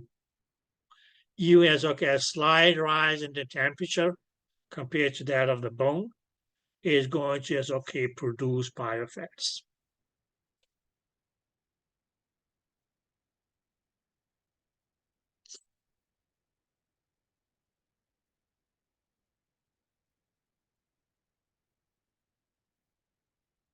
Did you guys get that? Now, okay, just worst case scenario, guys. A house burns down. Somebody was trapped in that house. God forbid. And the friends and family of, okay, whoever that person was wants his or her remains. Now, the only thing that may be remaining is going to be the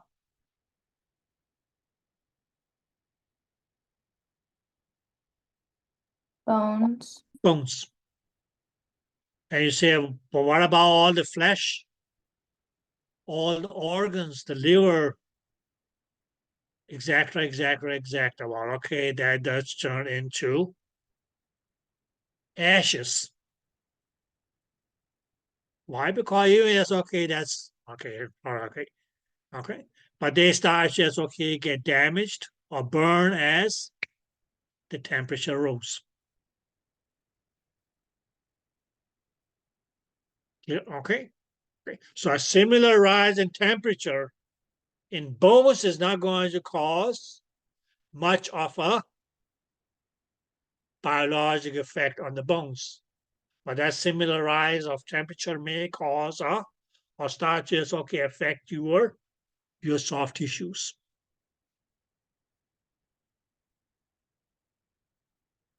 Did you guys get that?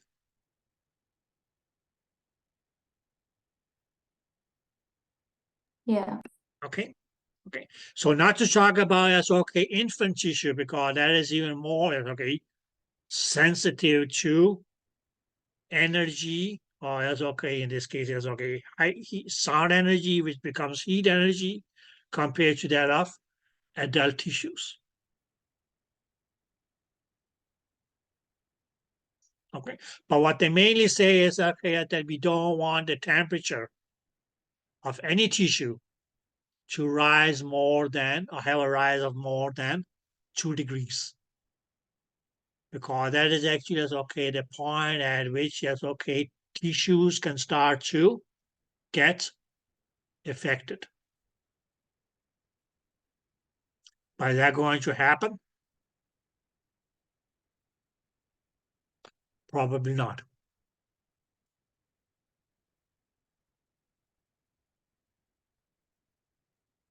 Okay, guys, and that's why, in spite of okay us sitting here talking about it, okay, ultrasound is pretty much safe.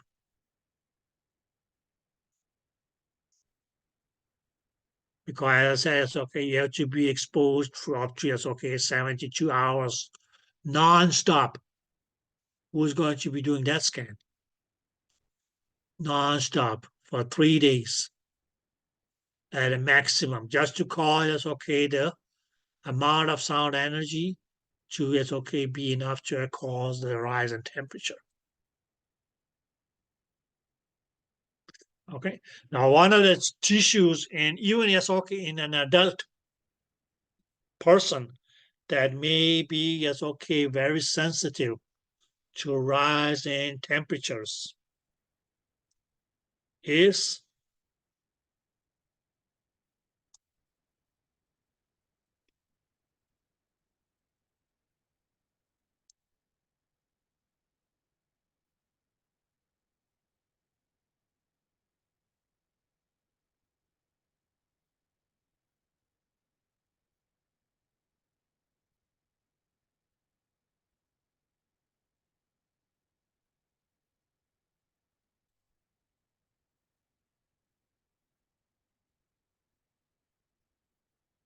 what?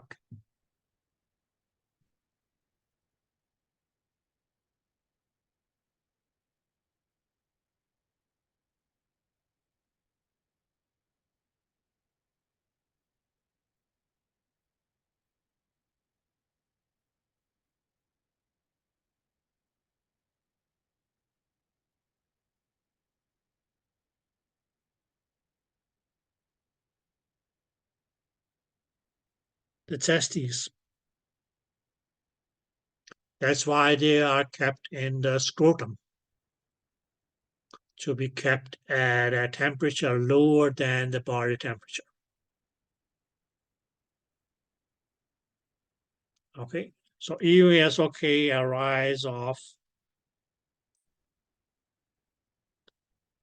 2 degrees centigrade is going to be enough to cause or lead to okay bioeffects on the testes. And what is that going to be?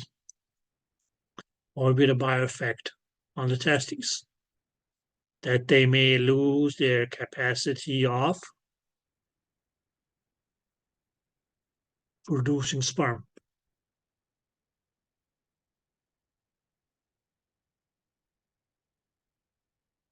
Now, girls, you don't have to worry about that, but that's okay. If somebody is, that's okay.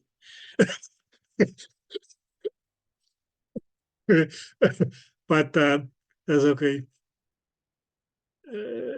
That's why it's okay. Warming of okay, as okay, heating of the car seats and things like that is probably not the best idea if you want to have children. Okay. Or wearing is okay, things which okay, is okay, cause the testes to be brought closer to that of the body. Okay, I mean it's okay, cause it to warm up. Okay, or rise beyond the temperature. Okay, now guys, as we just said, it's okay, now the thermal index, okay, probably is okay. I can say maybe it's okay, one of the last points that we talk. That okay, the thermal index of bone is greater than the thermal index of soft tissue.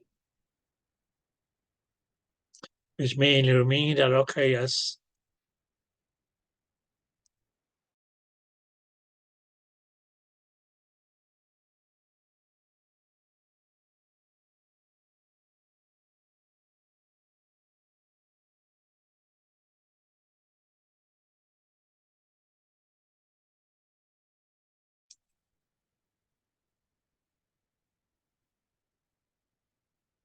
okay, sorry. So what was it that I was saying?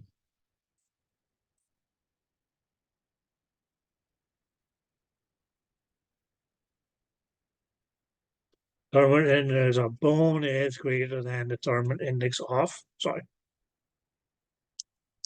soft tissue, which mainly mean that, okay, yes, we need a greater rise in temperature in bone compared to that of, as okay, a lesser rise in temperature in soft tissues to have what we call as okay biologic effect or bioeffects.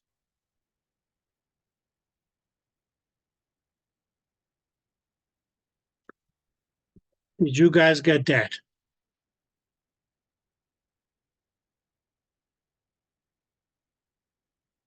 Yep. Good.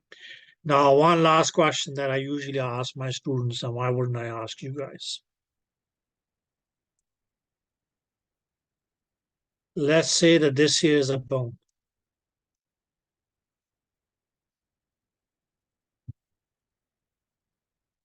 Is that clear? Yep. Good. Now, my dear, what do you have? What do you most likely have next to your bones?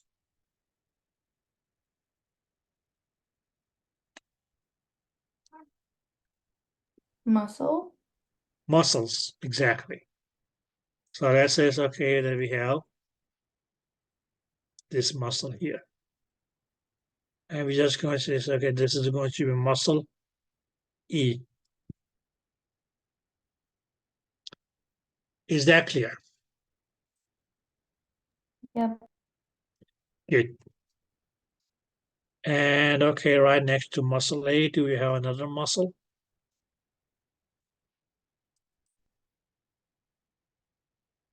Muscle B.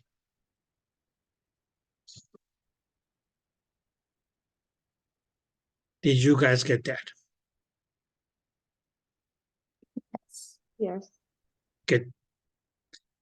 Now, when scanning, let me just make it simple for you guys, because then you're going to say, okay, we didn't. Okay. The hell out of it.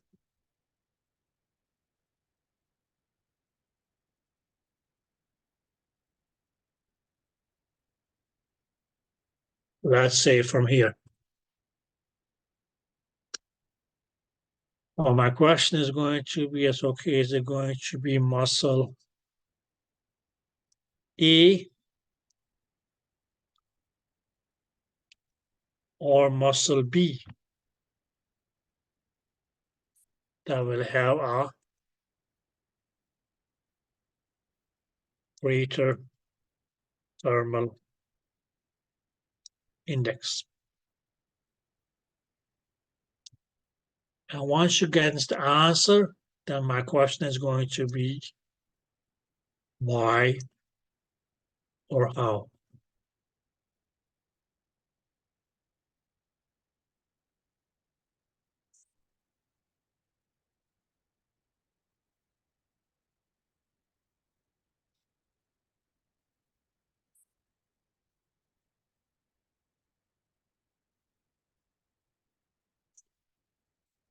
Yes, guys.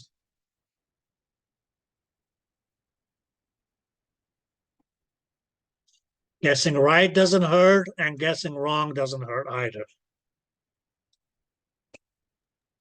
I'd say Go ahead. I'd say A, You said A, and who is you? Lily. Lily said A. Okay, good.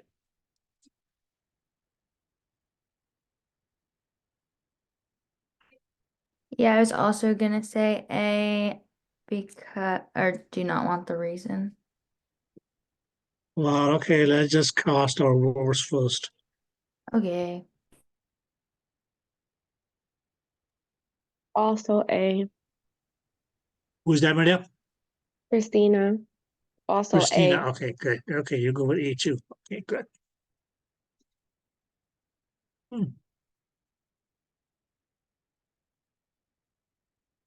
Nobody wants to join B team?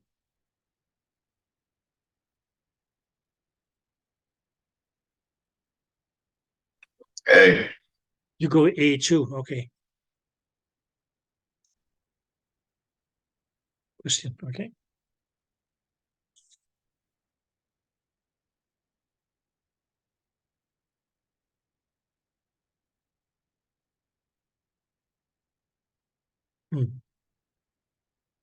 That's Angelis and Jennifer. I'll go with A as well. You go with A as well. Okay.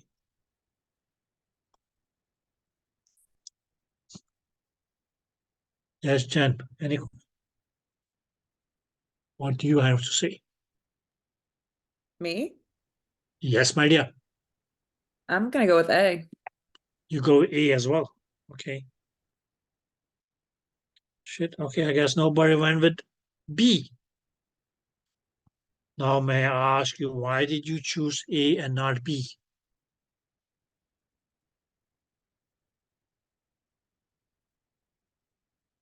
Me? Anybody? Okay, why did you choose A and not B? I'm a follower. Your follower. Okay, so if Yeah. all these other, They're all really smart, so okay. If you put your brain and their brains on a scale, I hope they will weigh the same. I don't know about that, So, but we can hope so. okay. So maybe some of the smart people can tell us why they chose A and not B.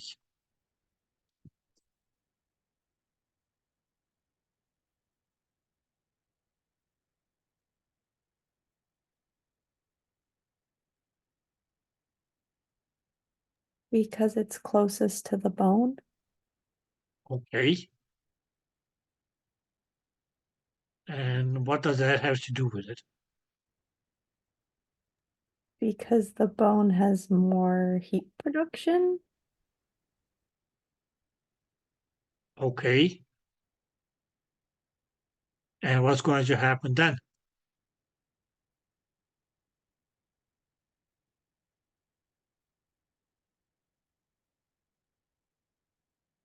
You are walking in the right direction. You just have to ask, okay, what happens then? The bone produces more heat. Okay, and what happens then? It therefore heats up the soft tissue too.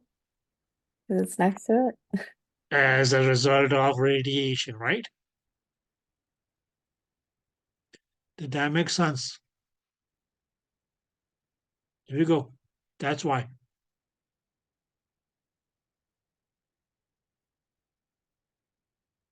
You can now admit that we're your favorite class. No, I never said you weren't. I know, but now you can like fully express it to us. Okay, maybe. We Okay, already maybe. know. Yeah. Okay. Let's hope. Okay, let's see. Okay, guys. Any questions? Okay. Now, some of you will say that what about the mechanical or non-thermal mechanisms? Now, what they mainly say is, you guys remember the cytoplasm?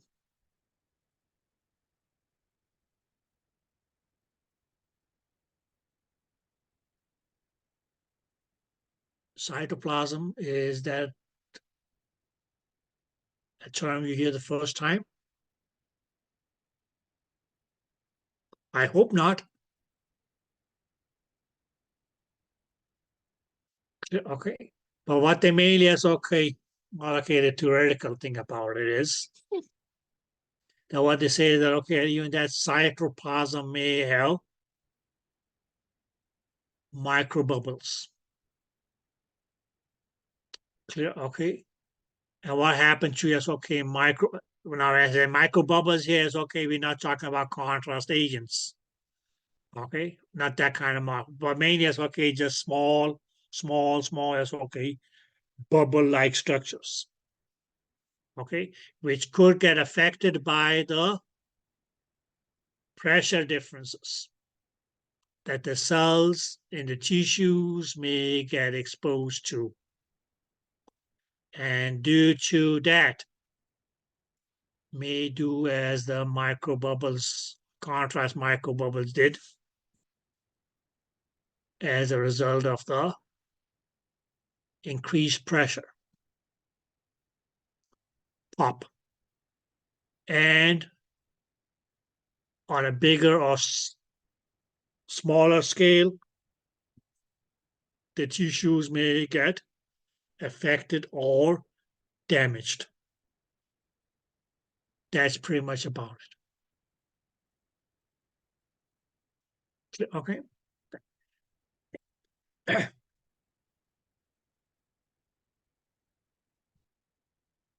Any questions?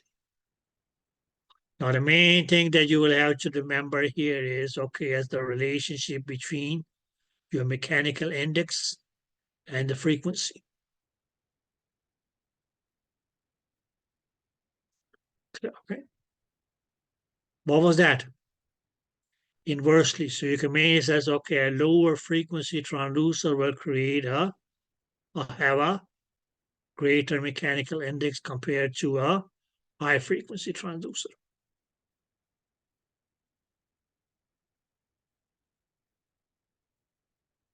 Okay, and you can say, okay, here's okay, the higher the index, the greater the likelihood of bioeffects. But again, yes, okay, more theoretically.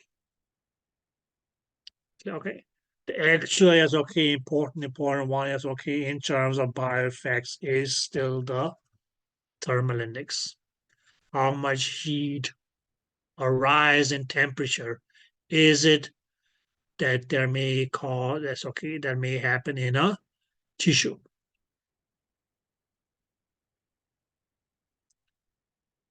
Did you guys get that? Okay.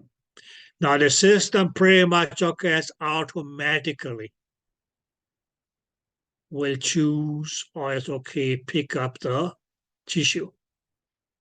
All depending upon is okay the area that you're scanning. So when you, for instance, go for things such as okay what we did, the carotids, it will mean says okay, well you are in a close proximity of the cranium. That's why it's okay for those scans. That means it's okay. We'll take your thermal index C, where C stands for cranium. Okay. Did you guys get that? Otherwise, it's most likely going to be as okay or favored mean or average tissue, which is the soft tissue.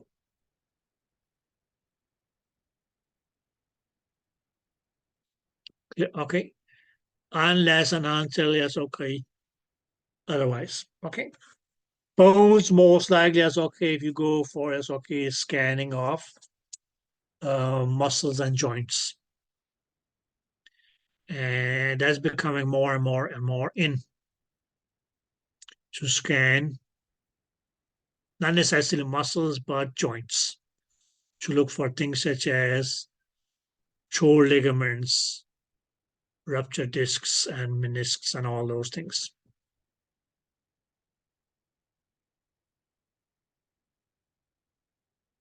Yeah. Okay.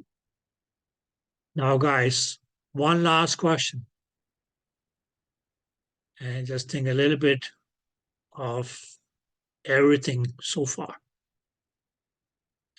Where is it that, or where would it be that occurs increasing thermal index may be beneficial?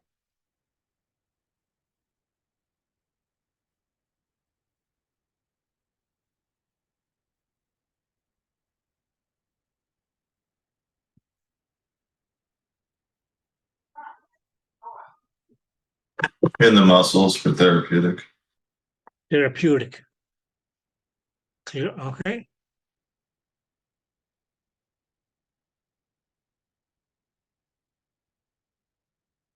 What happened in therapeutic?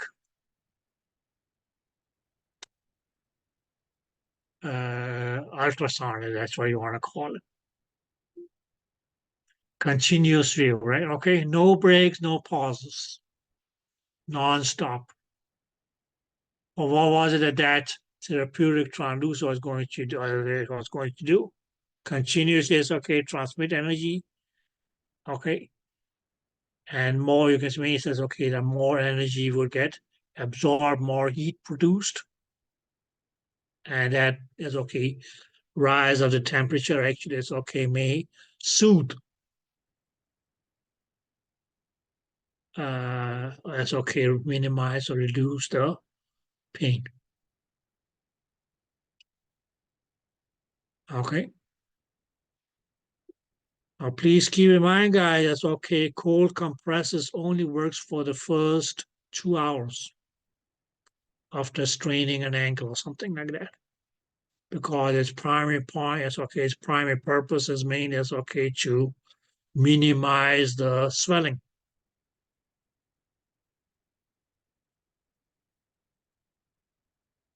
Okay. That stretch or strain ligament or as okay, tendon may not hurt as much as the swelling around it does. So maybe it's okay to minimize that. That's why it's okay, cold compresses.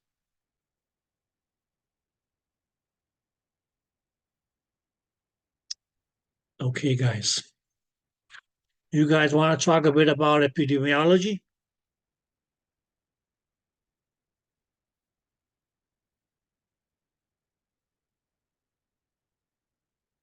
Do you guys know anything about epidemiology?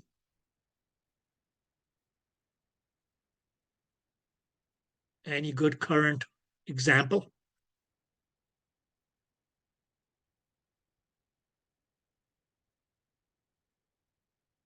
Have you guys heard of Dr. Fauci?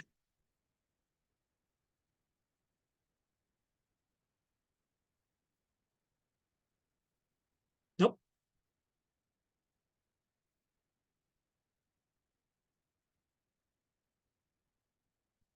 Mainly as okay, those numbers that they came up with, okay, as this is the amount of cases that we may see. These and this and this and this many cases, okay, may die. But those numbers could just okay increase if okay as the people with things such as okay diabetes, lung diseases, so on, so on, so on, so got exposed to Mr. COVID-19, right? That's all as okay epidemiology. Now, how did they do those studies? How did they get those numbers? Those three approaches that we talked about. Okay.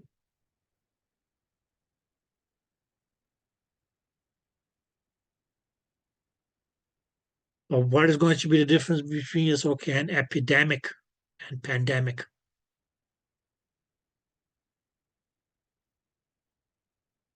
COVID was a pandemic, right?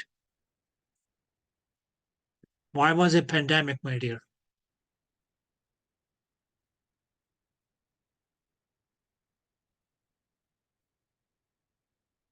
It was worldwide. Pretty much globally, right? Yeah, okay, whereas epidemics, yes, okay, you can say, yes, okay, maybe, yes, okay, in small pockets or state-wise, or yes, okay, East Coast, West Coast, something like that, right? Okay.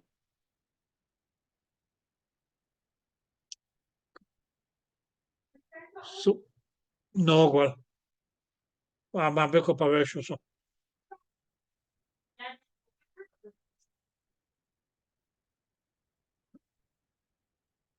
So what could be an epidemic that we may have?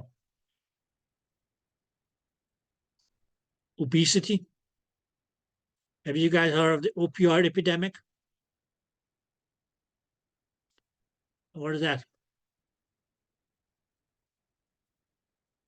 Why? Hopefully that's okay. That's not a pandemic. If it is, then we are screwed. Okay. Mainly because, okay, many people, yes, okay, in the States, maybe, yes, okay. It may sound crazy, but yes, okay, somehow addicted to opioids, those super strong painkillers, right?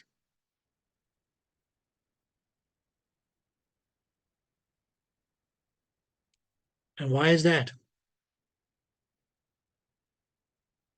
Why not in Germany, Lillian?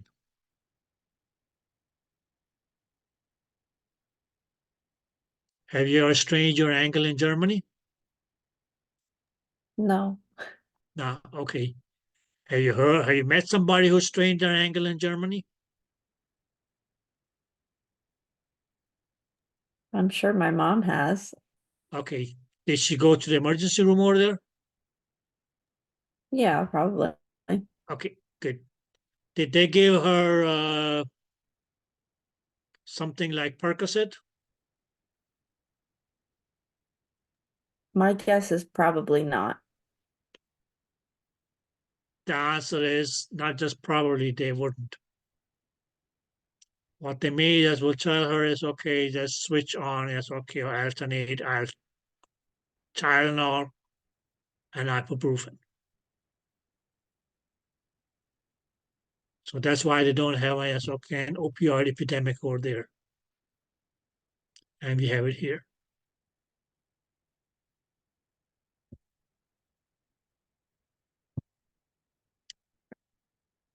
So primary, yes, okay, that was only to be given to, yes, okay, terminally ill cancer patients. Opioids. The only live people, okay, terminally ill cancer patients are still alive, but the only person who was going to be given it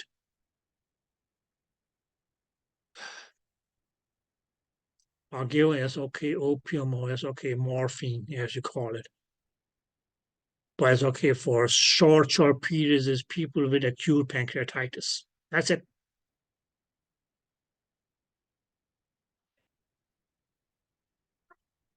So yes, okay, you go with a strained finger, yes, okay, you strain your ankle, okay, bump your elbow into, yes, okay, something. Unfortunately, yes, okay. And then we have people who wander from emergency room to emergency room until they get it, right? Yeah. I know it because I've been working in a pharmacy here for like, okay, 7, 8 years. So, okay, guys. By epidemics, that's okay. All those, that's okay. Studies are okay. In vitro, in vivo. Okay. Mechanistic approaches. And okay, what was it you call the other one? Empirical approaches. Clear? Okay. For me, it's okay putting numbers and statistics and probabilities and so on. So,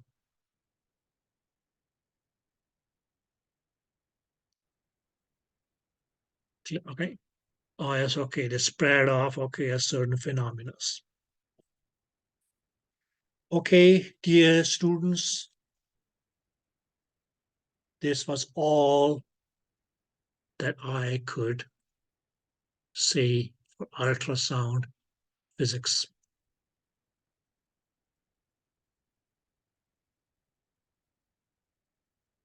So some of you guys, okay, let's just turn this off. We don't need to have this under.